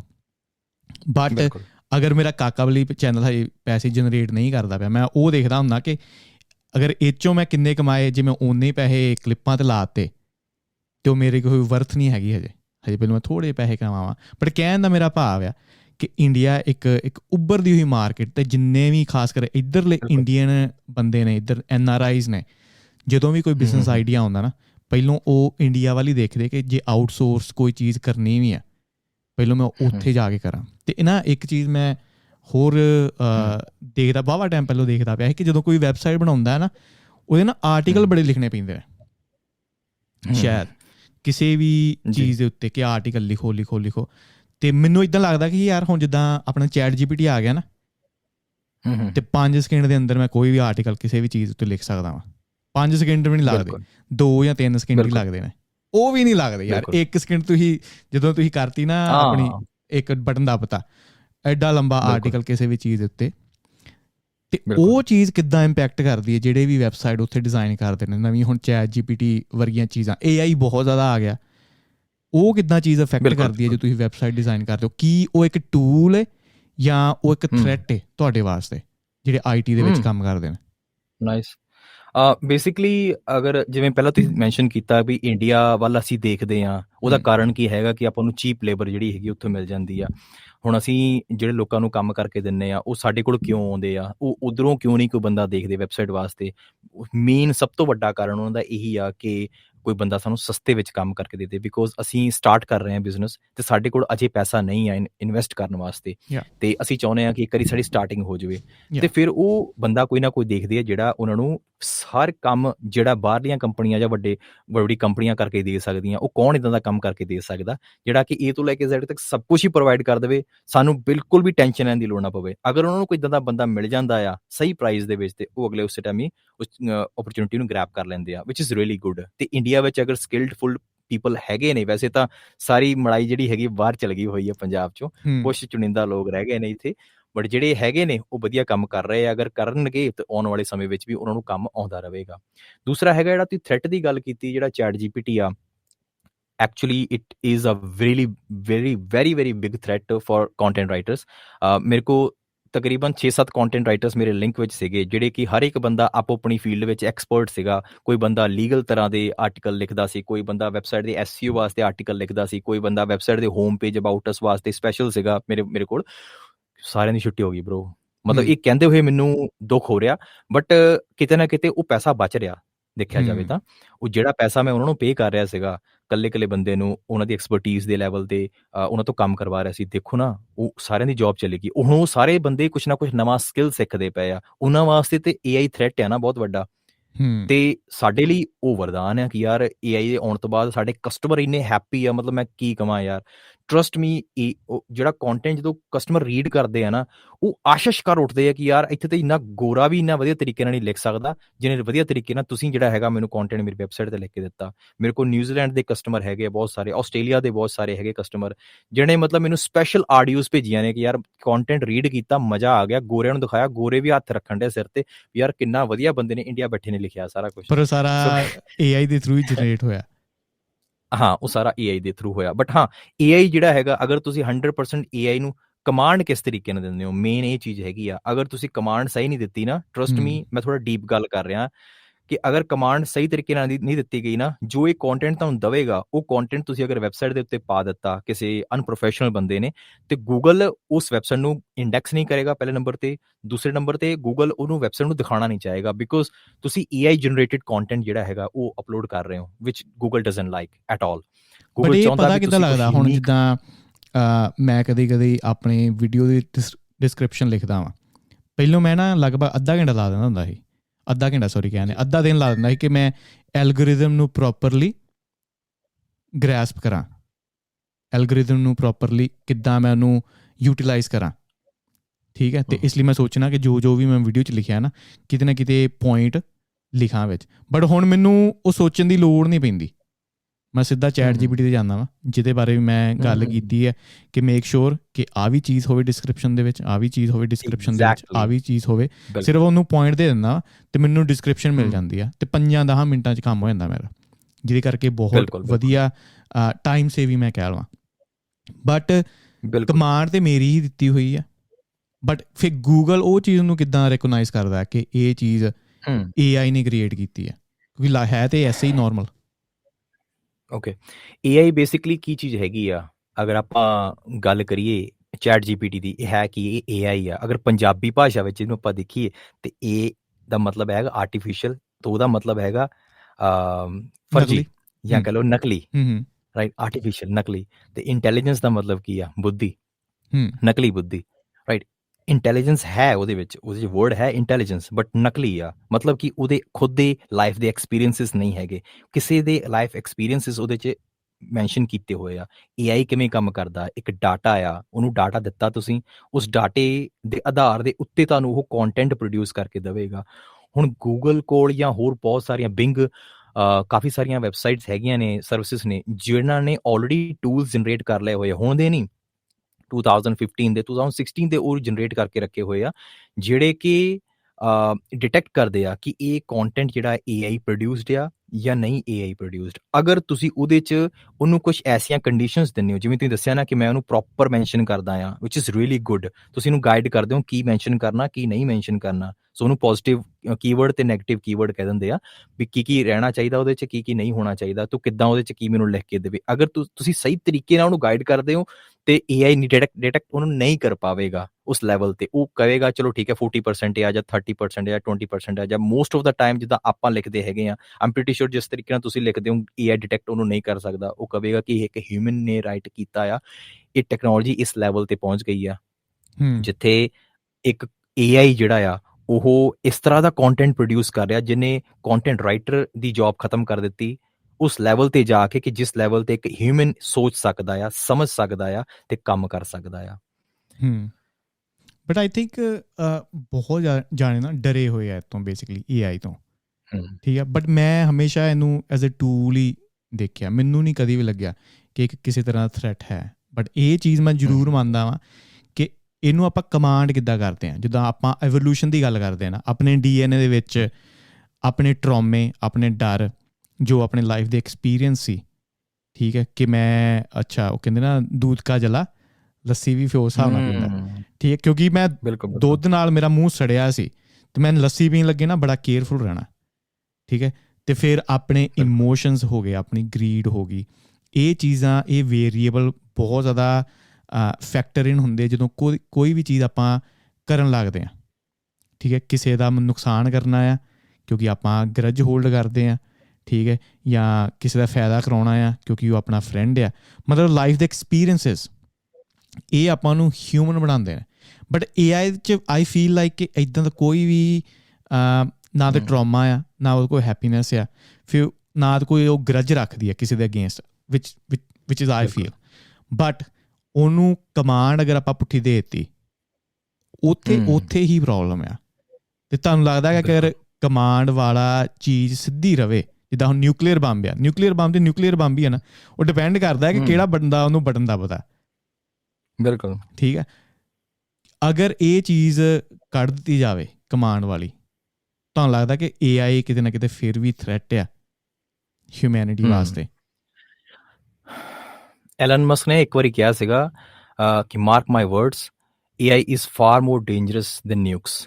ਨਿਊਕਸ ਦਾ ਮਤਲਬ ਹੁੰਦਾ ਨਿਊਕਲੀਅਰ ਬੰਬ, ਪਰਮਾਣੂ ਹਥਿਆਰ। ਉਹਨੇ ਇਹ ਸਟੇਟਮੈਂਟ ਦਿੱਤੀ ਆ, ਮੈਂ ਲੱਭ ਕੇ ਵੀਡੀਓ ਤੁਹਾਨੂੰ ਸ਼ੇਅਰ ਕਰ ਦਾਂਗਾ। ਸੋ ਬੇਸਿਕਲੀ ਉਹਦੇ ਕਹਿਣ ਦਾ ਮਤਲਬ ਕੀ ਆ ਕਿ ਨਿਊਕਲੀਅਰ ਬੰਬ ਤੋਂ ਵੀ ਜ਼ਿਆਦਾ ਖਤਰਨਾਕ ਅਗਰ ਕੋਈ ਚੀਜ਼ ਹੈਗੀ ਨਾ, ਤਾਂ ਅਸੀਂ ਉਹ ਬੀਜ ਦਿੱਤਾ ਹੋਇਆ ਅੱਜ, ਉਹ ਹੈ ਆਰਟੀਫਿਸ਼ੀਅਲ ਇੰਟੈਲੀਜੈਂਸ। ਮੈਂ ਤੁਹਾਨੂੰ ਨਾ ਇਹਦੇ 'ਚ ਕੁਛ ਦੱਸਦਾ ਵੀ ਕਿਉਂ ਲੋਕ ਡਰ ਰਹੇ ਆ। ਜੋ ਤੁਸੀਂ ਕਹਿ ਰਹੇ ਹੋ ਕਿ ਕੁਛ ਲੋਕ ਡਰੇ ਹੋਏ ਆ, ਭਾਜੀ ਡਰਨ ਦਾ ਕਾਰਨ ਆ ਉਹਨਾਂ ਦਾ। ਮੈਂ ਖੁਦ ਡਰਿਆ ਹੋਇਆ ਆ, ਬਟ ਮੈਂ ਖੁਦ ਚਾਹੁੰਦਾ ਹਾਂ ਕਿ ਇਹ AI ਜਿਹੜਾ ਹੈਗਾ ਆਵੇ ਸਹੀ ਤਰੀਕੇ ਨਾਲ, ਰੂਲਸ ਐਂਡ ਰੈਗੂਲੇਸ਼ਨਸ ਵਧੀਆ ਤਰੀਕੇ ਨਾਲ ਲੱਗਣ ਇਹਦੇ 'ਤੇ, ਅਤੇ ਇਹ ਹਿਊਮੈਨਿਟੀ ਦੀ ਹੈਲਪ ਕਰੇਗਾ ਬਹੁਤ ਜ਼ਿਆਦਾ। ਬਟ AI ਤੋਂ ਬਾਅਦ ਇੱਕ ਚੀਜ਼ ਆ ਰਹੀ ਹੈ ਜੋ ਮੈਂ ਅੱਗੇ ਡਿਸਕਸ ਕਰਾਂਗਾ, ਉਹ ਤੁਹਾਡੇ ਤੁਸੀਂ ਰੋਂਗਟੇ ਖੜੇ ਹੋ ਜਾਣਗੇ ਐ ਨਾ, ਤੁਸੀਂ ਸੁਣੋਗੇ ਉਸ ਚੀਜ਼ ਦੇ ਬਾਰੇ, ਤਾਂ ਜੋ AI ਤੋਂ ਬਾਅਦ ਆਏਗੀ ਚੀਜ਼। ਪਰ ਪਹਿਲਾਂ AI ਤੋਂ ਲੋਕ ਡਰ ਕਿਉਂ ਰਹੇ ਆ, ਉਹਦਾ ਪਿੱਛੇ ਕਾਰਨ ਕੀ ਹੈਗਾ ਆ? ਸਭ ਤੋਂ ਮੇਜਰ ਕਾਰਨ ਹੈਗਾ ਕਿ ਯਾਰ ਅਗਰ ਇਹ ਚੀਜ਼ ਆਊਟ ਆਫ ਕੰਟਰੋਲ ਚੱਲ ਗਈ ਦੈਨ ਕੀ ਹੋਊਗਾ? ਸੋਚ ਕੇ ਦੇਖੋ ਮਾੜਾ ਜਿਹਾ। ਇਹ ਟੈਕਨੋਲੋਜੀ ਅੱਜ ਤੇ ਸਾਡੇ ਕੋਲ ਕੰਪਿਊਟਰ ਦੇ ਵਿੱਚ ਹੈ, ਸਿਰਫ ਸੌਫਟਵੇਅਰ ਦੇ ਤੌਰ 'ਤੇ ਹੈ, ਜਿਹੜਾ ਕਿ ਆਪਾਂ ਨੂੰ ਕੋਈ ਪ੍ਰੋਸੈਸ ਕਰ ਰਹੀ ਆ, ਅੰਡਰਸਟੈਂਡ ਕਰ ਰਹੀ ਆ ਅਤੇ ਚੀਜ਼ਾਂ ਨੂੰ ਕਰਕੇ ਦੇ ਰਹੀ ਆ। ਇੱਕ ਟੈਕਨੋਲੋਜੀ ਜੋ ਸੌਫਟਵੇਅਰ ਆ, ਹੁਣ ਸੋਚ ਕੇ ਦੇਖੋ ਅਗਰ ਉਹੀ ਟੈਕਨੋਲੋਜੀ ਕਿਸੇ ਰੋਬੋਟ ਦੇ ਵਿੱਚ ਆ ਗਈ, ਰਾਈਟ, ਅਤੇ ਫਿਰ ਉਹ ਰੋਬੋਟ ਕੋਲ ਕੀ ਆ? ਉਹਦੇ ਕੋਲ ਇੱਕ ਬੋਡੀ ਵੀ ਆ। ਉਹ ਇਕੱਲਾ ਪ੍ਰੋਗਰਾਮ ਨਹੀਂ ਆ ਕਿ ਉਹ ਕਿਸੇ ਸਿਰਫ ਤੁਹਾਨੂੰ ਬੋਲ ਕੇ ਹਰਾਸ਼ ਕਰ ਸਕਦਾ ਜਾਂ ਕਿੱਦਾਂ। ਉਹ ਇੱਕ ਚੱਲਦੀ ਫਿਰਦੀ ਇੱਕ ਆਇਡੈਂਟੀਟੀ ਆ ਐਸੀ, ਜੋ ਚਾਹਵੇ ਅਗਰ ਉਹਨੂੰ ਕਿਸੇ ਗਲਤ ਬੰਦੇ ਨੇ ਉਹਨੂੰ ਗਲਤ ਤਰੀਕੇ ਨਾਲ ਗਾਈਡ ਕਰ ਦਿੱਤਾ, ਸੋਚ ਕੇ ਦੇਖੋ ਉਹ ਆਪਣੇ ਵਰਗੇ ਕਿੰਨੇ ਹੋਰ ਬਣਾ ਸਕਦੀ ਆ, ਹੈ ਨਾ, ਕਿ ਹਿਊਮਨ ਨੂੰ ਪਤਾ ਵੀ ਨਾ ਲੱਗੇ, ਅਤੇ ਉਸ ਤੋਂ ਬਾਅਦ ਉਹ ਕੀ ਕੁਛ ਦੁਨੀਆ 'ਤੇ ਕਰ ਸਕਦੀ। ਸੋ ਡਰ ਦਾ ਕਾਰਨ ਤਾਂ ਹੈ ਕਿ ਅਗਰ ਇਹ ਚੀਜ਼ ਆਊਟ ਆਫ ਕੰਟਰੋਲ ਚੱਲ ਗਈ, ਇਹ ਡੈਫੀਨੇਟਲੀ ਲੋਕਾਂ ਦੀ ਜੋਬਾਂ ਖਾਏਗੀ, ਹੈ ਨਾ। ਸੋ ਇਹਦੇ ਵਿੱਚ ਵੀ ਜਿਹੜੇ ਹੈਗੇ ਲੋਕ ਕਈ ਸਾਰੇ ਡਰ ਵਿੱਚ ਹੈਗੇ ਆ। ਸਪੈਸ਼ਲੀ ਭਾਜੀ ਡਰਨ ਦੀ ਲੋੜ ਹੈ, ਕਿਉਂਕਿ ਜਿਹੜੇ ਲੋਕ ਹੈਗੇ ਨਾ 45, 50, 55, 60 ਦੇ ਲਾਗੇ ਛਾਗੇ, ਹੁਣ ਉਹ ਵਿਚਾਰੇ ਨਵਾਂ ਕੰਮ ਕਿੱਥੋਂ ਲੱਭਣਗੇ? ਅਸੀਂ ਅਗਰ ਸਾਡੀ ਜੋਬ ਦੇ ਉੱਤੇ AI ਨੇ ਹਮਲਾ ਕੀਤਾ, ਜਿਵੇਂ ਕਿ ਹੁਣ ਨੈਕਸਟ ਪਹਿਲਾਂ ਕੰਟੈਂਟ ਰਾਈਟਰ ਦੀ ਜੋਬ ਖਤਮ ਕੀਤੀ, ਫਿਰ ਉਸ ਤੋਂ ਬਾਅਦ ਇਹਨੇ ਥੋੜ੍ਹੀ ਬਹੁਤੀ ਗ੍ਰਾਫਿਕ ਡਿਜ਼ਾਈਨਰਾਂ ਨੂੰ ਹਿਲਾ ਦਿੱਤਾ ਹੋਇਆ ਆ। ਹੁਣ ਨੈਕਸਟ ਟਾਸਕ ਜਿਹੜਾ ਹੈਗਾ ਵੈਬ ਡਿਜ਼ਾਈਨਰਾਂ ਦੇ ਉੱਤੇ ਹਮਲਾ ਇਹਦਾ, ਕਿ ਵੈਬਸਾਈਟਸ ਵਾਸਤੇ ਤੁਹਾਨੂੰ ਕਿਸੇ ਬੰਦੇ ਨੂੰ ਹਾਇਰ ਕਰਨ ਦੀ ਲੋੜ ਨਹੀਂ ਪੈਣੀ। ਤੁਸੀਂ ਬਸ ਇਹਨੂੰ ਜਾਓ, ਦੱਸੋ ਇਹਨੂੰ ਕਿ ਮੈਨੂੰ ਇੱਕ ਵੈਬਸਾਈਟ ਚਾਹੀਦੀ ਆ, ਅਤੇ 5 ਸਕਿੰਟਾਂ ਵਿੱਚ ਤੁਹਾਨੂੰ ਵੈਬਸਾਈਟ ਰੈਡੀ। ਹਾਂ, ਹਾਲਾਂਕਿ ਇੰਨੀ ਜ਼ਿਆਦਾ ਇਹ ਪ੍ਰੋਫੈਸ਼ਨਲ ਨਹੀਂ ਹੈ ਕਿ ਇਹਨੂੰ ਕਈ ਸਾਲ ਲੱਗਣੇ ਆ, ਹੋਪਫੁਲੀ 8-10 ਸਾਲ ਲੱਗਣਗੇ ਉਸ ਲੈਵਲ 'ਤੇ ਪਹੁੰਚਣ ਨੂੰ, ਜਿੱਥੇ ਤੁਸੀਂ ਜੋ ਕਮਾਂਡਸ ਦਓਗੇ ਉਹਨੂੰ ਵਧੀਆ ਤਰੀਕੇ ਨਾਲ ਐਗਜ਼ੀਕਿਊਟ ਕਰਕੇ ਦੇਗਾ। ਬਟ ਅਗਰ ਕਿਸੇ ਨੂੰ ਥੋੜ੍ਹੀ ਛੋਟੀ ਮੋਟੀ ਕੋਈ ਵੈਬਸਾਈਟ ਚਾਹੀਦੀ ਹੈਗੀ ਆ ਨਾ, ਜਿਵੇਂ ਕਿ ਗੂਗਲ 'ਚ ਬਣ ਜਾਂਦੀ ਹੈ ਫ੍ਰੀ ਵਿੱਚ, GoDaddy ਦੇ ਬਿਲਡਰ 'ਚ ਬਣ ਜਾਂਦੀ, ਉੱਦਾਂ ਦੀਆਂ ਹੁਣ ਵੀ ਬਣ ਸਕਦੀਆਂ ਨੇ ਵੈਬਸਾਈਟਸ। ਸੋ ਥ੍ਰੈਟ ਤਾਂ ਹੈ ਭਾਜੀ, ਏਜਡ ਪੀਪਲ ਨੂੰ ਹੈਗਾ ਆ, ਜਾਂ ਉਹਨਾਂ ਲੋਕਾਂ ਨੂੰ ਵੱਡਾ ਥ੍ਰੈਟ ਆ ਜਿਹੜੇ ਥੋੜ੍ਹੇ ਜਿਹੇ ਲੇਜ਼ੀ ਹੈਗੇ ਆ, ਜਾਂ ਸਕਿੱਲ ਜ਼ਿਆਦਾ ਨਹੀਂ ਹੈਗਾ। ਹੁਣ ਜਿਹੜੇ ਐਕਸਪਰਟ ਬੰਦੇ ਨੇ ਉਹਨਾਂ ਦਾ ਕੰਮ ਖਤਰੇ 'ਚ ਨਹੀਂ ਹੈਗਾ। ਐਗਜ਼ਾਮਪਲ ਛੋਟੀ ਜਿਹੀ ਦਿੰਦਾ, ਕੈਮਰਾਮੈਨ ਆ ਭਾਜੀ, 1990 ਵਿੱਚ 2000 ਸਨ ਵਿੱਚ ਕੈਮਰਾਮੈਨ ਮਤਲਬ ਜਿਹੜਾ ਸੀਗਾ ਬੰਦਾ, ਉਹਦੀ ਬੱਲੇ ਬੱਲੇ ਸੀਗੀ, ਹੈ ਨਾ। ਹਰ ਪਾਸੇ ਉਹੀ ਜਾਂਦਾ ਹੁੰਦਾ ਹੈਗਾ। ਇੱਕ ਅਗਰ ਪਿੰਡ ਦਾ ਹੈ ਤਾਂ ਵਧੀਆ ਨੋਟ ਛਾਪੇ ਉਹ ਕੈਮਰਾਮੈਨਸ ਨੇ। ਅੱਜ ਦਾ ਟਾਈਮ ਦੇਖਿਆ ਜਾਵੇ ਤਾਂ ਕੈਮਰਾ ਅੱਜ ਹਰ ਬੰਦੇ ਦੇ ਹੱਥ ਵਿੱਚ ਕੈਮਰਾ ਆ, ਰਾਈਟ, ਵੀਡੀਓ ਹੈਗੀਆਂ, ਇੰਨੀ ਜ਼ਿਆਦਾ ਲੋੜ ਨਹੀਂ ਪੈਂਦੀ ਉਹਨਾਂ ਕੈਮਰਾਮੈਨ ਦੀ। ਬਟ ਜਿਹੜੇ ਸਕਿਲਡ ਪੀਪਲ ਨੇ ਅਜੇ ਵੀ ਕੈਮਰਾਮੈਨ, ਅਸੀਂ ਉਹਨਾਂ ਨੂੰ ਕਿੰਨੇ ਲੱਖਾਂ ਰੁਪਈਆ ਦੇ ਕੇ ਹਾਇਰ ਕਰਦੇ ਹਾਂ, ਰਾਈਟ। ਸੋ ਹਿਊਮਨ ਦਾ ਟੱਚ ਨਹੀਂ ਜਾਣਾ ਕਿਤੇ ਵੀ, ਉਹ ਰਵੇਗਾ। ਬਟ ਜਿਹੜੇ ਅਨਸਕਿਲਡ ਪੀਪਲ ਨੇ, ਜਾਂ ਘੱਟ ਸਕਿਲਡ ਪੀਪਲ ਨੇ, ਜਾਂ ਲੇਜ਼ੀ ਆਸ ਹੈਗੇ ਨੇ ਉਹ, ਜਾਂ ਏਜਡ ਪੀਪਲ ਨੇ, ਉਹਨਾਂ ਵਿਚਾਰਿਆਂ ਨੂੰ ਸਫਰ ਕਰਨਾ ਪਏਗਾ ਇਸ ਟੈਕਨੋਲੋਜੀ ਦਾ ਕਰਕੇ। ਸੋ ਡਰ ਤਾਂ ਹੈ ਤੇ ਡਰਨਾ ਚਾਹੀਦਾ ਵੀ ਆ। ਤੇ ਆਈ ਥਿੰਕ ਬਾਕੀ ਮੈਂ ਥੋੜਾ ਜਿਹਾ ਇੱਥੇ ਇੰਟਰਜੈਕਟ ਕਰਾਂ, ਮੈਂ ਕਦੀ ਕਦੀ ਸੋਚਦਾ ਨਾ ਕਿ this is part of evolution, you know, ਜਿੱਦਾਂ ਕਿ ਦ ਵੀਕਲਿੰਗਸ ਜਸਟ ਗੋ ਅਵੇ, ਯੂ ਨੋ।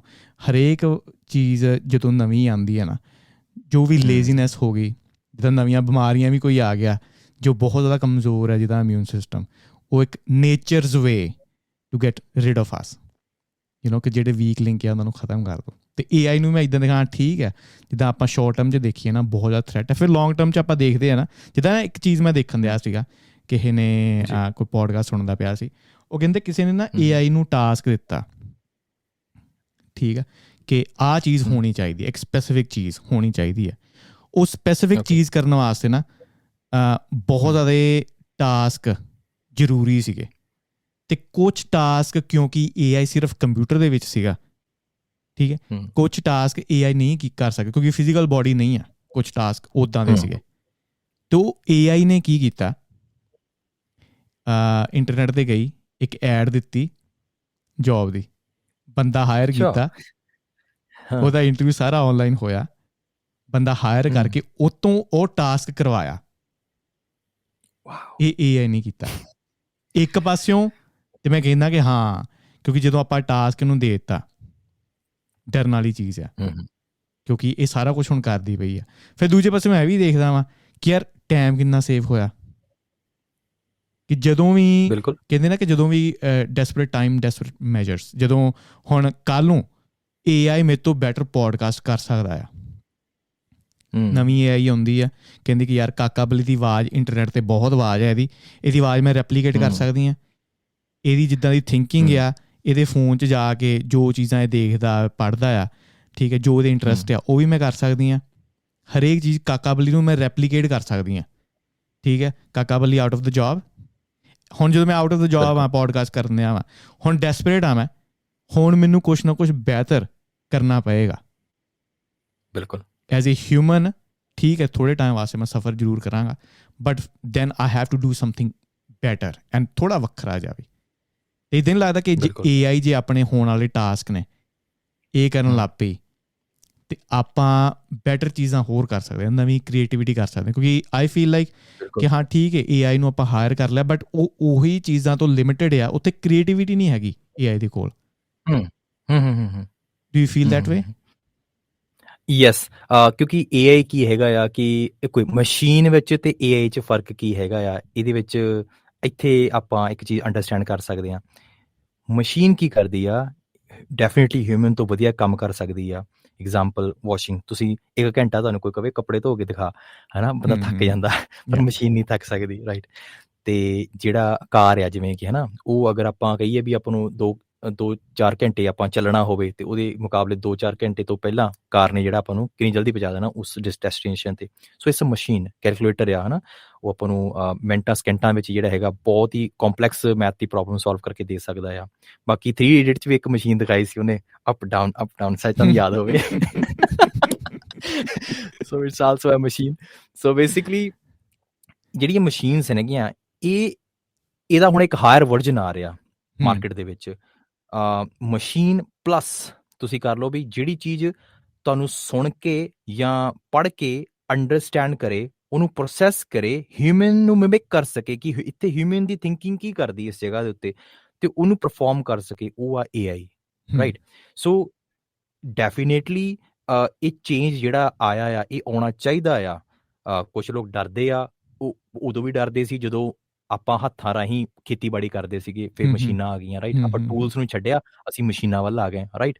ਉਦੋਂ ਮਸ਼ੀਨਾਂ ਦੀ ਬਹੁਤ ਲੋਕਾਂ ਨੇ ਕੀਤੀ, ਬਟ ਦੇਖੋ ਨਾ, ਇਨਸਾਨ ਤੇ ਮਸ਼ੀਨਾਂ ਨੇ ਮਿਲ ਕੇ ਕਿੱਥੇ ਆ ਗਈ ਟੈਕਨੋਲੋਜੀ। ਹਾਂ, ਬਟ ਉਹੀ ਪੁਆਇੰਟ ਸੀ ਨਾ ਮੇਰਾ, ਸੌਰੀ ਮੈਂ ਫੇਰ ਕਰਾਂ, ਕਿ ਜਿੱਦਾਂ ਕਿਸਾਨਾਂ ਦੀ ਤੁਸੀਂ ਐਗਜ਼ਾਮਪਲ ਦਿੱਤੀ, ਕਿਤੇ 100 ਬੰਦਾ ਕਣਕ ਵੱਢਦਾ ਹੁੰਦਾ ਸੀ, ਸਮਝ ਲਓ, ਮਸ਼ੀਨ ਆ ਗਈ, ਉਹ 100 ਬੰਦਾ ਜਦੋਂ ਹੋ ਗਿਆ ਨਾ ਜੋਬ ਅਨਪਲੋਇਡ ਹੋ ਗਿਆ, ਉਹ 100 ਬੰਦੇ ਨੂੰ ਕੁਛ ਬਿਹਤਰ ਕਰਨਾ ਪਿਆ।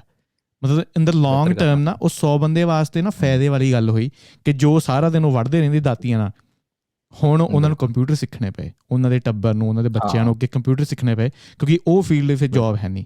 ਸੌਰੀ ਮੈਂ ਇੰਟਰਪਟ ਕੀਤਾ ਤੁਹਾਨੂੰ, ਕੰਟੀਨਿਊ। ਹਾਂ, ਬਸ ਉਹੀ ਹੈ ਨਾ ਕਿ ਯਾਰ ਇੱਥੇ ਕਿ ਅਗਰ ਤੇ ਉਹ ਬੰਦਾ ਏਜਡ ਪਰਸਨ ਆ, ਜਿਹੜਾ ਕਿ ਵਿਚਾਰਾ 55 ਈਅਰਸ ਦਾ ਆ, ਉਹ ਕਿੱਥੋਂ ਵਿਚਾਰਾ ਨਵਾਂ ਸਕਿੱਲ ਸਿੱਖੇਗਾ। ਇਹ ਨਾ ਇੱਕ ਨੈਟਫਲਿਕਸ ਦੇ ਉੱਤੇ ਸੀਰੀਜ਼ ਆ ਸਟਾਰਟਅਪ ਕਰਕੇ, ਕੋਰੀਅਨ ਸੀਰੀਜ਼ ਆ, ਬਹੁਤ ਹਾਰਟ ਟਚਿੰਗ ਆ। ਜਿਹੜਾ ਇੱਕ ਵਾਰੀ ਸ਼ੁਰੂ ਕਰ ਗਿਆ ਨਾ ਉਹਨੂੰ ਦੇਖਣਾ, ਉਹ ਤਾਂ ਫਿਰ ਐਂਡ ਕਰਕੇ ਹੀ ਛੱਡੂਗਾ ਉਸ ਸੀਰੀਜ਼ ਨੂੰ। ਸਟਾਰਟਅਪ ਕਾਫੀ ਲੰਬੀ ਸੀਰੀਜ਼ ਆ, ਉਹ ਬਿਜ਼ਨਸ ਕਿਵੇਂ ਕਰਨਾ, ਉਹਦੇ ਵਿੱਚ ਵੀ ਇਹ ਪ੍ਰੋਬਲਮ ਦਿਖਾਈ ਉਹਨਾਂ ਨੇ ਕਿ ਉਹ AI ਦੇ ਰਿਲੇਟਡ ਕੰਮ ਕਰ ਰਹੇ ਆ, AI ਦੀ ਸਿਕਿਉਰਿਟੀ ਰਿਲੇਟਡ ਚੀਜ਼ਾਂ ਬਣਾ ਰਹੇ ਆ। ਉਹ ਜਦੋਂ ਤੁਸੀਂ ਦੇਖੋਗੇ ਉਹਨੂੰ ਤੇ ਯੂ ਵਿਲ ਅੰਡਰਸਟੈਂਡ, ਨਹੀਂ ਤਾਂ ਮੈਂ ਹੁਣ ਦੱਸਾਂਗਾ ਤਾਂ ਬਹੁਤ ਲੰਬਾ ਹੋ ਜਾਏਗਾ, ਸ਼ਾਰਟ 'ਚ ਦੱਸਦਾ। ਸੋ ਬੇਸਿਕਲੀ ਉਹਦੇ ਵਿੱਚ ਵੀ ਇੱਕ ਹਿਊਮਨ ਆਉਂਦਾ ਹੈ ਅੱਗੇ, ਉਹ 55-60 ਸਾਲ ਦਾ ਹੁੰਦਾ, ਉਹ ਕਹਿੰਦਾ ਯਾਰ ਕਿ ਮੇਰਾ ਕੀ ਹੋਊਗਾ, ਮੈਂ ਕਿੱਥੋਂ ਨਵਾਂ ਸਕਿੱਲ ਸਿੱਖਾਂ ਇਸ ਸਮੇਂ, ਮੇਰੇ ਕੋਲ ਜਿਹੜਾ ਸਕਿੱਲ ਸੀਗਾ ਤੁਸੀਂ ਖੋਹ ਲਿਆ, ਮੈਨੂੰ ਜੋਬ ਤੋਂ ਬਰਖਾਸਤ ਕਰ ਦਿੱਤਾ, ਹੁਣ ਮੇਰੇ ਕੋਲ ਕੁਝ ਹੈ ਹੀ ਨਹੀਂ ਕਰਨ ਵਾਸਤੇ, ਮੈਂ ਹੁਣ ਕਿੱਥੋਂ ਨਵਾਂ ਕੁਝ ਸਿੱਖਾਂ, ਜਾਂ ਮੈਂ ਹੁਣ ਆਪਣਾ, ਮੈਂ ਤੇ ਮੇਰੀ ਵਾਈਫ ਆ, ਚਲੋ ਮੇਰਾ ਬੱਚਾ ਜਿਹੜਾ ਹੈਗਾ ਉਹ ਕੁਝ ਹੋਰ ਕਰ ਰਿਹਾ, ਕੁਝ ਬਣਾ ਰਿਹਾ AI ਦੇ ਉੱਤੇ, ਹਨਾ, ਬਟ ਮੈਂ ਕੀ ਕਰਾਂ, ਮੇਰੀ ਜੋਬ ਨਿਕਲ ਗਈ ਜਿੱਥੇ ਮੈਂ ਕੰਮ ਕਰਦਾ ਸੀ। ਸੋ ਉਹਨਾਂ ਲੋਕਾਂ ਵਾਸਤੇ ਪ੍ਰੋਬਲਮ ਹੋਣੀ ਹੀ ਹੋਣੀ ਆ ਡੈਫੀਨਿਟਲੀ। ਅਸੀਂ ਲੋਕ ਜਿਹੜੇ ਹੈਗੇ ਆਪਣੇ ਨੂੰ ਸਕਿੱਲ ਐਡਵਾਂਸ ਕਰ ਲਵਾਂਗੇ, ਸਾਨੂੰ ਅੱਜ ਪਤਾ AI ਆ ਰਹੀ ਆ, ਉਹ ਗਾਂ ਸਾਨੂੰ ਕਿਵੇਂ ਇੰਪੈਕਟ ਕਰੇਗੀ, ਉਸ ਇੰਪੈਕਟ ਤੋਂ ਬਚਣ ਵਾਸਤੇ ਅਸੀਂ ਅੱਜ ਇਹ ਕੰਮ ਕਰ ਸਕਦੇ ਹਾਂ। ਇਹ ਵਿਚਾਰੇ ਜਿਹੜੇ 55-60 ਸਾਲ ਦੇ ਹੈਗੇ, ਇਹਨਾਂ ਨੂੰ ਤਾਂ ਪਹਿਲੀ ਗੱਲ ਇਹ ਸਮਝ ਨਹੀਂ ਆਉਣੀ ਹੈਗੀ ਕਈਆਂ ਨੂੰ, ਪਲੀਜ਼ ਕੋਈ ਗੁੱਸਾ ਨਾ ਕਰਨਾ, ਮੈਂ ਜਨਰਲ ਗੱਲ ਕਰ ਰਿਹਾ, ਮੈਂ ਕਿਸੇ ਇੱਕ ਨੂੰ ਟਾਰਗੇਟ ਨਹੀਂ ਕਰ ਰਿਹਾ। ਸੋ ਜਦੋਂ ਉਹਨਾਂ ਨੂੰ ਇਹ ਚੀਜ਼ ਸਮਝ ਨਹੀਂ ਆਉਣੀ ਹੈਗੀ, ਇਹ ਕਰਨਾ ਕਿੱਦਾਂ ਹੈ, AI ਹੁੰਦੀ ਕੀ ਹੈ, ਦੇਖਣੀ ਕਿੱਥੇ ਹੈ, ਇਹਦਾ ਕਿਵੇਂ ਇੰਟਰੈਕਟ ਕਰਨਾ ਆ, ਹਨਾ, ਜਾਂ ਇਹਨੂੰ ਆਪਾਂ ਕਿਵੇਂ ਐਡਵਾਂਸ ਕਰੀਏ, ਇਹਨਾਂ ਨੂੰ ਵਿਚਾਰਿਆਂ ਨੂੰ ਅਜੇ 5-7 ਸਾਲ ਬਾਅਦ ਜਾ ਕੇ ਪਤਾ ਲੱਗਣਾ ਆ, ਤੇ ਉਹ ਤੱਕ ਇਹਨਾਂ ਦੀ ਉਮਰ ਨਿਕਲ ਜਾਣੀ ਆ, ਤੇ ਉਸ ਸਮੇਂ ਵਿਚਾਰੇ ਕੀ ਕਰਨਗੇ, ਉਸ ਸਮੇਂ ਇਹਨਾਂ ਨੂੰ ਦਿੱਕਤ ਆਉਣੀ ਆ। ਸੋ ਉਹਨਾਂ ਲੋਕਾਂ ਨੇ ਥੋੜਾ ਤੰਗ ਹੋਣਾ ਆ, ਪਰ ਬਾਕੀ ਦੁਨੀਆ ਨੇ ਜਿਹੜਾ ਹੈਗਾ ਉਹ ਐਡਵਾਂਸ ਲੈਵਲ ਤੇ ਪਹੁੰਚਣਾ। ਜਿਵੇਂ ਆਪਾਂ ਗੱਲ ਕਰ ਰਹੇ ਸੀਗੇ ਵੀ ਟੂਲਸ ਨੂੰ ਛੱਡ ਕੇ ਇਨਸਾਨ ਮਸ਼ੀਨ ਵੱਲ ਆਇਆ, ਮਸ਼ੀਨ ਨੇ ਇੰਨੀ ਜ਼ਿਆਦਾ ਤਰੱਕੀ ਕੀਤੀ, ਮਸ਼ੀਨ ਨੇ ਜਿਹੜਾ ਹੈਗਾ ਮਤਲਬ ਕੰਪਿਊਟਰ ਨੇ, ਸਿਸਟਮ ਨੇ ਜਾਂ ਟਰੈਕਟਰਾਂ ਨੇ, ਉਸ ਤੋਂ ਬਾਅਦ ਆਪਾਂ ਨੂੰ AI ਦੇ ਦਿੱਤਾ ਆ। ਹੁਣ AI ਤੋਂ ਬਾਅਦ ਵੀ ਇੱਕ ਬਹੁਤ ਖਤਰਨਾਕ ਚੀਜ਼ ਆ ਰਹੀ ਆ ਭਾਜੀ, ਉਹ ਉਸੇ ਚੀਜ਼ ਨੂੰ ਐਲਨ ਮਸਕ ਨੇ ਜਾਂ ਬਾਕੀ ਜਿੰਨੇ ਵੀ ਗੂਗਲ ਤੋਂ ਇੱਕ ਬੰਦੇ ਨੇ ਜੌਬ ਛੱਡੀ ਹੈ ਨਾ, ਸੋ ਉਹਨੇ ਵੀ ਕਿਹਾ ਵੀ ਇਹਦੇ ਚ ਅੰਦਰ ਕੌਨਸ਼ੀਅਸਨੈਸ ਹੈ, ਇਹ ਜਾਗਰਤ ਆ ਇਹ AI, ਤੇ ਉਹਨੇ ਜੌਬ ਨੂੰ ਛੱਡ ਦਿੱਤਾ, ਤੇ ਉਹ ਵਰਲਡ ਵਿੱਚ ਪੋਡਕਾਸਟ ਕਰਕੇ ਦੱਸ ਵੀ ਰਿਹਾ ਆ। ਸੋ AI ਤੋਂ ਬਾਅਦ ਇੱਕ ਹੋਰ AI ਆ ਰਿਹਾ, ਉਹਨੂੰ ਵੀ AI ਕਹਿੰਦੇ ਆ, ਪਰ ਉਹਨੂੰ ਕਹਿੰਦੇ AGI। ਉਹ ਹੈ ਭਾਜੀ AGI, ਆਰਟੀਫਿਸ਼ੀਅਲ ਜਨਰਲ ਇੰਟੈਲੀਜੈਂਸ। ਜ਼ਿਆਦਾ ਲੋਕ ਉਸ ਚੀਜ਼ ਬਾਰੇ ਗੱਲ ਨਹੀਂ ਕਰ ਰਹੇ, ਬਟ ਤੁਸੀਂ ਵਿਕੀਪੀਡੀਆ ਤੇ ਪੜ੍ਹ ਸਕਦੇ ਹੋ, ਜਿਹੜੇ ਲੋਕੀ ਬਹੁਤ ਸੀਰੀਅਸ ਆ ਇਸ ਵਿਸ਼ੇ ਤੇ ਲੈ ਕੇ, ਉਹ ਉਸ ਕਮਿਊਨਿਟੀ ਨੂੰ ਪਤਾ ਹੈ ਇਸ ਚੀਜ਼ ਦੇ ਬਾਰੇ ਕਿ AGI ਕੀ ਆ। ਮੈਂ ਗੱਲ ਕਰ ਰਿਹਾ, ਮੇਰੇ ਰੋਂਗਟੇ ਖੜੇ ਹੋ ਗਏ, ਟਰਸਟ ਮੀ, ਮੇਰੇ ਐਂ ਬਾਲ ਖੜੇ ਹੋਏ ਪਏ ਆ ਇਸ ਸਮੇਂ। ਸੋ AGI ਜਿਹੜਾ ਨਾ, ਹੁਣ ਜੋ ਚੀਜ਼ਾਂ ਮਸ਼ੀਨ 'ਚ ਨਹੀਂ ਸੀ, ਉਹ ਆਪਾਂ AI ਤੇ ਪਾਤੀਆਂ, ਮਸ਼ੀਨ ਦੇ ਨਾਲ, ਮਸ਼ੀਨ ਨੇ ਹੈਲਪ ਕੀਤੀ ਹਿਊਮਨ ਦੀ AI ਤਿਆਰ ਕਰਨ ਵਾਸਤੇ। ਉਸ ਤੋਂ ਬਾਅਦ ਹੁਣ ਅਗਲੇ 50-60 ਸਾਲਾਂ ਬਾਅਦ ਇੱਕ ਨਵੀਂ ਟੈਕਨੋਲੋਜੀ ਆਏਗੀ ਜੋ AI ਸਾਨੂੰ ਬਣਾਉਣ ਵਿੱਚ ਹੈਲਪ ਕਰੇਗਾ। AI ਤੋਂ ਬਿਨਾਂ ਇਹ ਟੈਕਨੋਲੋਜੀ ਨਹੀਂ ਬਣ ਸਕਦੀ, ਉਹ ਹੈ AGI, artificial general intelligence. But atom AI ਦੇ ਵਿੱਚ ਮੈਂ ਉਹੀ ਸਮਝਣ ਦੀ ਕੋਸ਼ਿਸ਼ ਕਰ ਰਿਹਾ ਕਿ AI ਤੇ AGI ਵਿੱਚ ਕੀ ਫਰਕ ਹੈ। ਦੇਖੋ AI ਵਿੱਚ ਕੁਝ ਚੀਜ਼ਾਂ ਨਹੀਂ ਹੈਗੀਆਂ, ਜਿਵੇਂ ਕਿ ਕੌਨਸ਼ੀਅਸਨੈਸ ਨਹੀਂ ਹੈਗੀ ਉਹਦੇ ਅੰਦਰ। ਉਹ ਜੋ ਪ੍ਰੋਗਰਾਮ ਕੀਤਾ ਨਾ ਉਹਦੇ ਅੰਦਰ ਡਾਟਾ, ਉਹ ਉਸ ਪ੍ਰੋਗਰਾਮ ਦੇ ਵਿੱਚ ਰਹੇਗਾ, ਉਸ ਪ੍ਰੋਗਰਾਮ ਦੇ ਅੰਦਰ ਹੀ ਰਹਿ ਕੇ ਐਲਗੋਰਿਦਮ ਦੇ ਵਿੱਚ ਸੋਚੇਗਾ, ਸਮਝੇਗਾ ਤੇ ਐਕਸ਼ਨ ਲਵੇਗਾ। AGI ਇਸ ਤਰ੍ਹਾਂ ਨਹੀਂ ਆ, AGI ਗੰਦਾ ਅੰਡਾ ਆ, ਅੰਦਾ ਇਹ ਹੋਵੇਗਾ ਇਨ ਫਿਊਚਰ ਵਿੱਚ। ਇਹਨੂੰ ਆਪਾਂ ਇੱਦਾਂ ਦੇਖ ਸਕਦੇ ਹਾਂ, AI ਜਿਹਦੇ ਅੰਦਰ ਕੌਨਸ਼ੀਅਸਨੈਸ ਨਹੀਂ ਆ, ਸੈਲਫ ਨਹੀਂ ਆ, ਮਤਲਬ ਕਿ ਮੈਂ ਨਹੀਂ ਆ ਉਹਦੇ ਅੰਦਰ, ਸੈਲਫ ਨਹੀਂ ਆ, ਉਹ ਹਾਂ ਉਹ ਨਹੀਂ ਹੈਗਾ। AI ਨਹੀਂ ਹੈਗਾ ਇਹ ਚੀਜ਼ਾਂ, ਇਹਦੇ ਅੰਦਰ ਇਮੋਸ਼ਨਸ ਨਹੀਂ ਹੈਗੇ, ਇਹਦੇ ਅੰਦਰ ਵਿਲ ਨਹੀਂ ਹੈਗੀ ਕਿ ਮੈਂ ਆਹ ਕਰਨਾ, ਮੈਂ ਉਹ ਅਚੀਵ ਕਰਨਾ ਆ, ਇਹਦੇ ਅੰਦਰ ਉਹ ਚੀਜ਼ਾਂ ਨਹੀਂ ਹੋਣਗੀਆਂ, ਜਿਹਦਾ ਕਰਕੇ ਇਹ ਇਨਸਾਨ ਵਾਸਤੇ ਖਤਰਨਾਕ ਇੰਨਾ ਨਹੀਂ ਹੈ।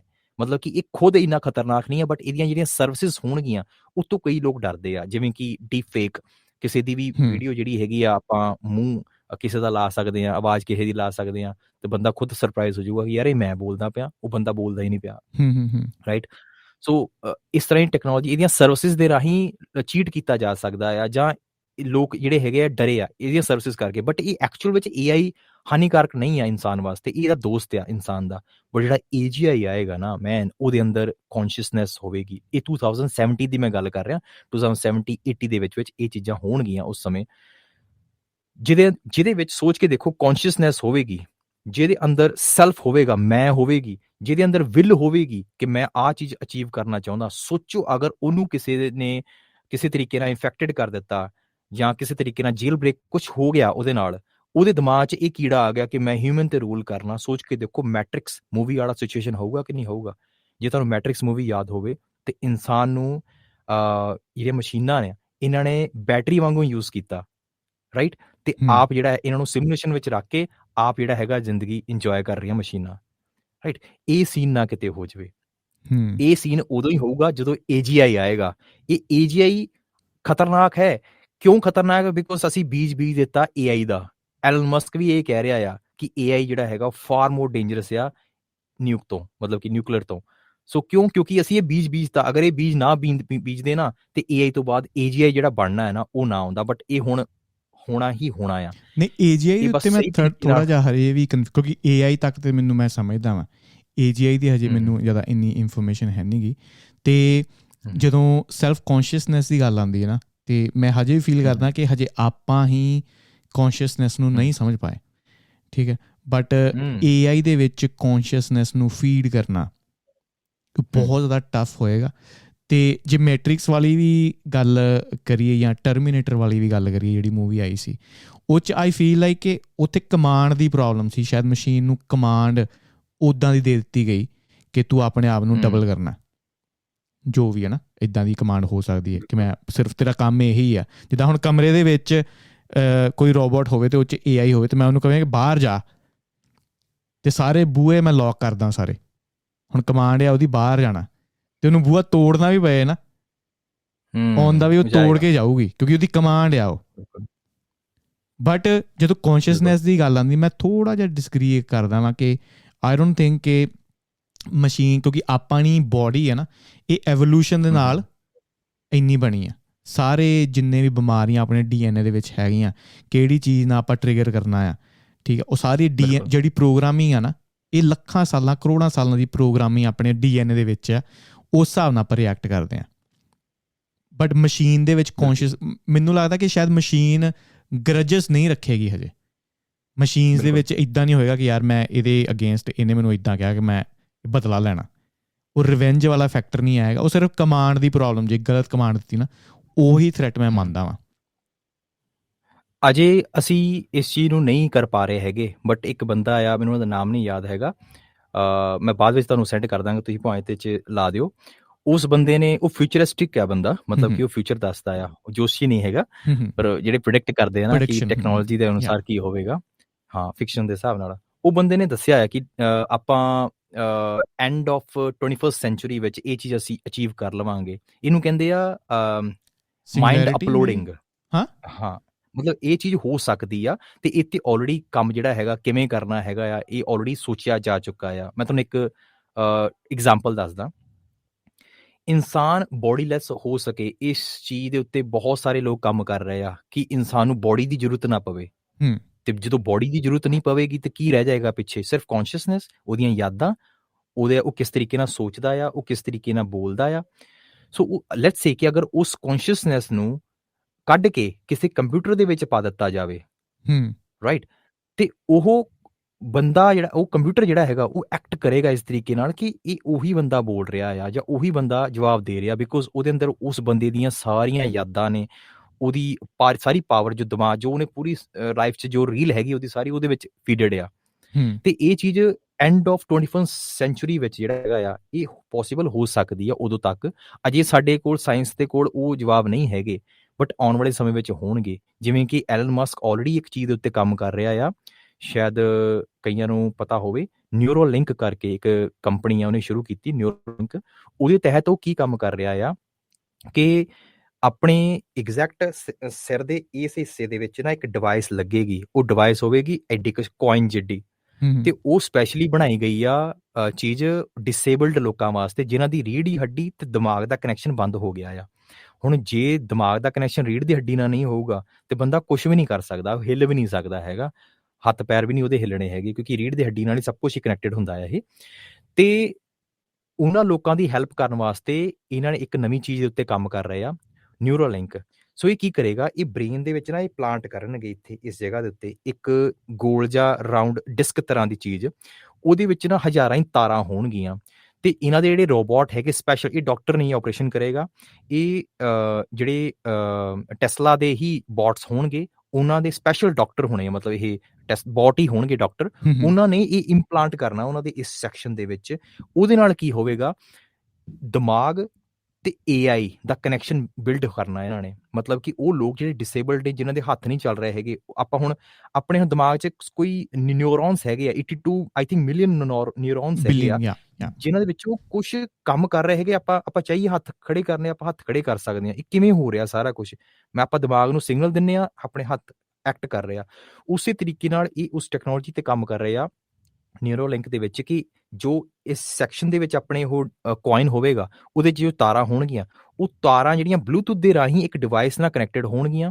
ਉਹ ਡਿਵਾਈਸ ਜਿਹੜਾ ਹੈਗਾ ਹਰਦਮ ਬਲੂਟੁੱਥ ਨਾਲ ਕਨੈਕਟਡ ਰਹੇਗਾ ਉਹਦੇ ਸਿਰ ਦੇ ਨਾਲ। ਜੋ ਬੰਦਾ ਸੋਚੇਗਾ ਉਹ ਮਸ਼ੀਨ ਜਿਹੜੀ ਹੈਗੀ ਆ ਉਹਨੂੰ ਕਰਕੇ ਦੇਗੀ ਇਹ ਚੀਜ਼। ਜੇ ਹਿਊਮਨ ਇੱਥੇ ਤੱਕ ਪਹੁੰਚ ਗਿਆ ਆ ਜਿੱਥੇ ਜੋ ਬੰਦਾ ਸੋਚੇਗਾ ਤੇ ਮਸ਼ੀਨ ਉਸ ਚੀਜ਼ ਨੂੰ ਕਰਕੇ ਦੇ ਰਹੀ ਆ, ਤੇ ਕਿਉਂ ਨਹੀਂ ਅਸੀਂ ਇਹ ਸੋਚ ਸਕਦੇ ਕਿ ਯਾਰ ਸਾਇੰਸ ਉੱਥੇ ਤੱਕ ਪਹੁੰਚ ਸਕਦੀ ਆ ਅਗਲੇ 100 ਸਾਲਾਂ ਤੱਕ ਜਾਂ 90 ਸਾਲਾਂ ਤੱਕ, ਜਿੱਥੇ ਅਸੀਂ ਜੋ ਜਿਵੇਂ ਆਪਾਂ ਪਹਿਲਾਂ ਗੱਲ ਕਰ ਰਹੇ ਸੀਗੇ, ਕੀ ਸੀਗਾ ਭਲਾ ਬੜਾ ਬੋਡੀਲੈਸ, ਕਿ ਆਪਾਂ ਬੋਡੀਲੈਸ ਹੋ ਜਾਵਾਂਗੇ।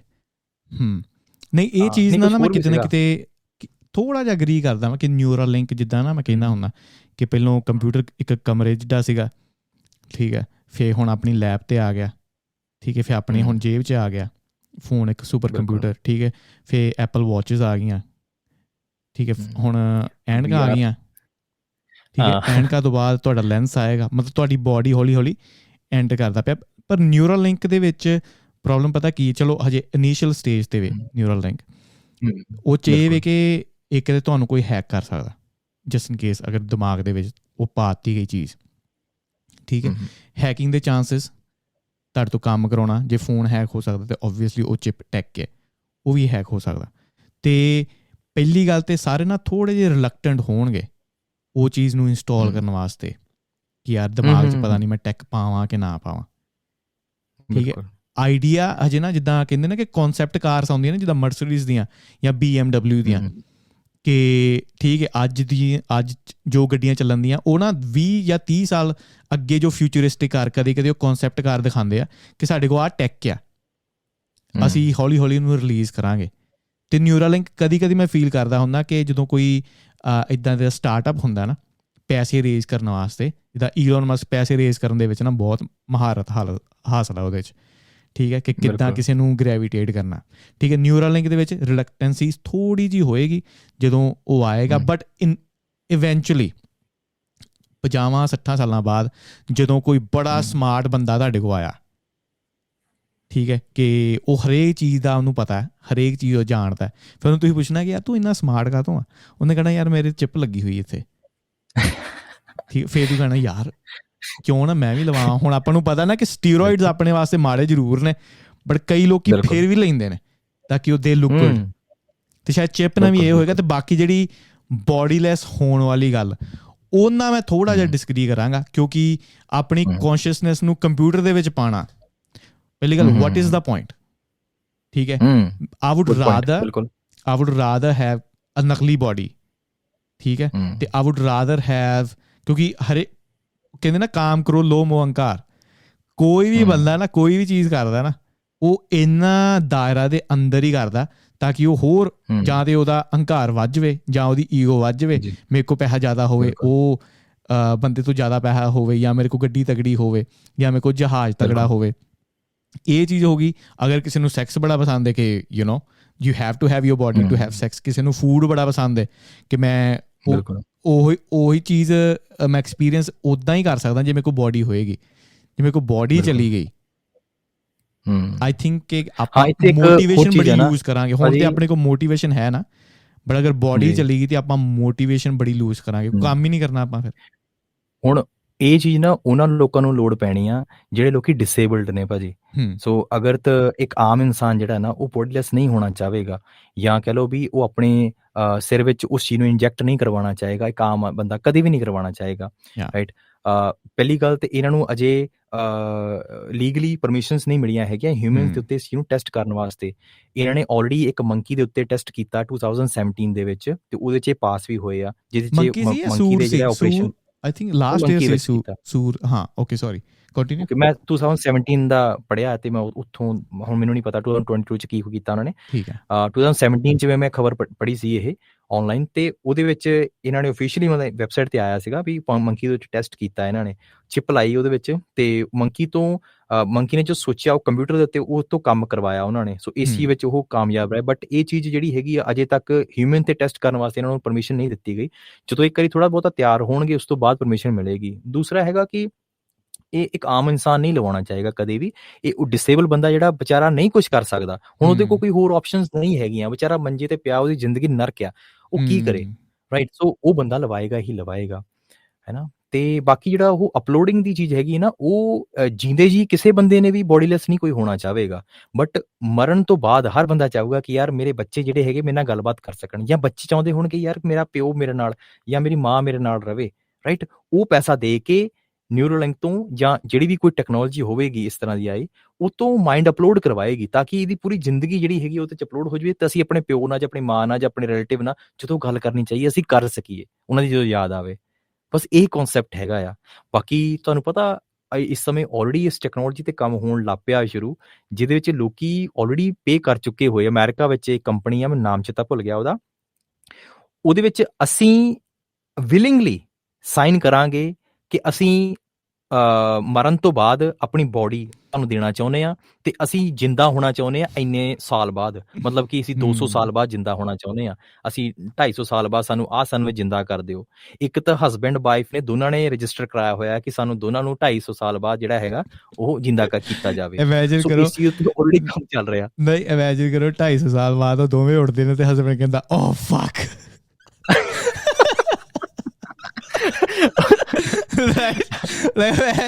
ਮੈਂ ਨਾ ਇਹ ਸੋਚਦਾ ਹੁੰਦਾ ਕਿ ਠੀਕ ਹੈ ਟੈਕ ਦੀ ਗੱਲ ਇੱਕ ਸਾਈਡ ਤੇ ਰਹਿ ਗਈ, ਰਾਈਟ। ਦੂਜੇ ਪਾਸੇ ਮੈਂ ਇਹ ਸੋਚਦਾ ਹੁੰਦਾ ਕਿ ਯਾਰ ਸੋਚੋ ਲਾਈਫ ਤੁਸੀਂ ਪੂਰੀ ਕਰਕੇ ਜਾਂਦੇ ਹੋ, ਤੁਸੀਂ ਕਿਤੇ ਨਾ ਵਧੀਆ ਪਲੈਨਟ ਤੇ ਬੈਠੇ ਹੋਏ ਹੋ, ਠੀਕ ਹੈ, ਨਜ਼ਾਰੇ ਲੈ ਰਹੇ ਹੋ ਤੇ ਕੋਈ ਦੁੱਖ ਨਹੀਂ ਵਗੈਰਾ ਵਗੈਰਾ ਕੁਛ ਨਹੀਂ, ਇੱਕਦਮ ਨਾ ਤੁਹਾਨੂੰ ਖਿੱਚ ਲੈ ਜਾਂਦਾ ਪਿੱਛੇ ਨੂੰ ਤੇ ਤੁਸੀਂ ਪਹੁੰਚਦੇ ਉੱਠਦੇ as a human, oh fuck I'm here again. Is like oh my God you again. ਚਲੋ ਟੈਕ ਦੀ ਗੱਲ ਤੇ ਸਾਈਡ ਤੇ ਰਹਿ ਗਈ ਨਾ, ਹੁਣ ਆਪਾਂ ਗੱਲ ਕਰਦੇ ਹੀ ਆ। ਮੈਂ ਨਾ ਸੋਚਦਾ ਹੁੰਦਾ ਕਿਉਂਕਿ ਆਪਾਂ ਟੱਚ ਕੀਤਾ ਇੱਧਰ ਮਾਈਟ ਐਜ਼ ਵੈਲ ਟਾਕ ਉਹਦੇ ਤੇ ਮੈਂ ਸੋਚਦਾ ਹੁੰਦਾ ਕਿ ਆਪਾਂ ਇੱਥੇ ਆਏ ਆ ਹਿਊਮਨ ਐਕਸਪੀਰੀਅੰਸ ਲੈਣ ਵਾਸਤੇ।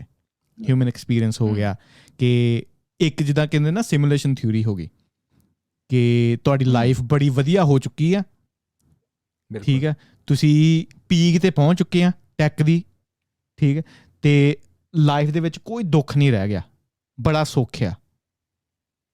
ਤੇ ਹਿਊਮਨਸ ਨੇ ਸੋਚਿਆ ਕਿ ਯਾਰ ਬਹੁਤ ਜ਼ਿਆਦਾ ਖੁਸ਼ੀ ਆ, ਜਿੱਦਾਂ ਆਪਾਂ ਹੁਣ ਵੀਡੀਓ ਗੇਮ ਜਾਣ ਬੁੱਝ ਕੇ ਫੌਜੀ ਬਣ ਕੇ ਥੱਲੇ ਜਾਂਦੇ ਆ ਨਾ, ਕਿ ਉਹ ਚੀਜ਼ ਐਕਸਪੀਰੀਅੰਸ ਕਰਦੇ ਆ, ਰਿਐਲਿਟੀ 'ਚ ਆਪਾਂ ਨਹੀਂ ਕਰਨਾ ਚਾਹੁੰਦੇ। ਉੱਦਾਂ ਹੀ ਹਿਊਮਨਸ ਇੱਕ ਥਿਊਰੀ ਆ ਕਿ ਆਪਾਂ ਬਹੁਤ ਐਡਵਾਂਸ ਹੋ ਚੁੱਕੇ ਆ, ਆਪਾਂ ਕਹਿੰਦੇ ਕਿ ਯਾਰ ਦੁੱਖ ਐਕਸਪੀਰੀਅੰਸ ਕਰੀਏ, ਜੋ ਇਮੋਸ਼ਨਸ ਹਿਊਮਨ ਫੀਲ ਕਰਿਆ ਕਰਦੇ ਸੀ ਨਾ ਉਹ ਚੀਜ਼ ਕਰੀਏ। ਚਲੋ ਆਪਾਂ ਸਿਮੂਲੇਸ਼ਨ ਕ੍ਰੀਏਟ ਕਰਦੇ ਹਾਂ, ਇੱਕ ਧਰਤੀ ਕ੍ਰੀਏਟ ਕਰਦੇ ਹਾਂ ਤੇ ਉਹ ਵੀਡੀਓ ਗੇਮ 'ਚ ਜਾਂਦੇ ਹਾਂ, ਤੇ ਸ਼ਾਇਦ ਆਪਾਂ ਉਹ ਵੀਡੀਓ ਗੇਮ 'ਚ ਬੈਠੇ ਹੋਏ ਹਾਂ ਇਸ ਟਾਈਮ।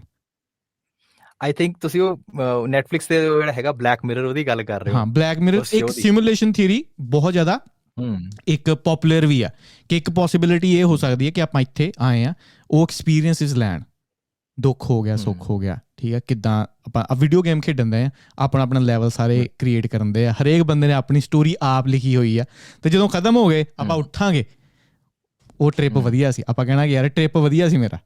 ਚਲੋ ਇੱਕ ਚੀਜ਼ ਇਹ ਰਹਿ ਗਈ। ਤੇ ਦੂਜਾ ਨਾ ਇੱਕ ਬੰਦੇ ਨੂੰ ਮੈਂ ਸੁਣਦਾ ਪਿਆ ਸੀ, ਉਹ ਕਹਿੰਦਾ ਕਦੀ ਕਦੀ ਲਾਈਫ 'ਚ ਨਾ ਤੁਹਾਨੂੰ ਸਪਿਰਿਚੁਅਲ ਐਕਸਪੀਰੀਅੰਸਿਸ ਹੁੰਦੇ ਆ ਇੱਕਦਮ ਨਾ, ਕਿ ਜਿੱਦਾਂ ਇੱਕ ਦੋ ਵਾਰੀ ਮੈਨੂੰ ਸਪਿਰਿਚੁਅਲ ਐਕਸਪੀਰੀਅੰਸ ਹੋਇਆ ਸੀ।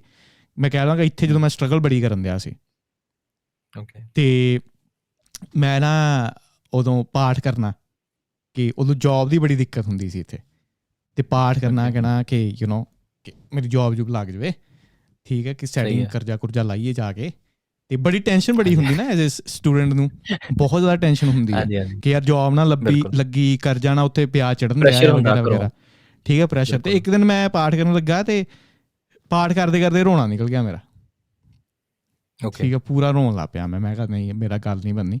ਤੇ ਮੈਂ ਕਿਹਾ ਕਿ ਅਗਰ ਤੂੰ ਹੈਗਾ ਨਾ, ਰੱਬ ਨੂੰ ਅਗਰ ਤੂੰ ਹੈਗਾ, ਮੈਨੂੰ ਸਿਗਨਲ ਤਾਂ ਹੁਣੇ ਚਾਹੀਦਾ ਸਿਗਨਲ। ਜਿੱਦਾਂ ਹੀ ਮੈਂ ਗੁਟਕਾ ਸਾਹਿਬ ਰੱਖਿਆ ਨਾ, ਮੈਨੂੰ ਪੀਜ਼ਾ ਹਟ ਤੋਂ ਕਾਲ ਆਈ, ਉਸੇ ਐਗਜ਼ੈਕਟਲੀ ਉਸੇ ਮੂਮੈਂਟ ਤੇ ਜਿੱਦਾਂ ਹੀ ਮੈਂ ਗੁਟਕਾ ਬੰਦ ਕੀਤਾ ਨਾ, ਪੀਜ਼ਾ ਹਟ ਤੋਂ ਕਾਲ ਆਈ ਕਿ ਆ ਜਾਵੇ।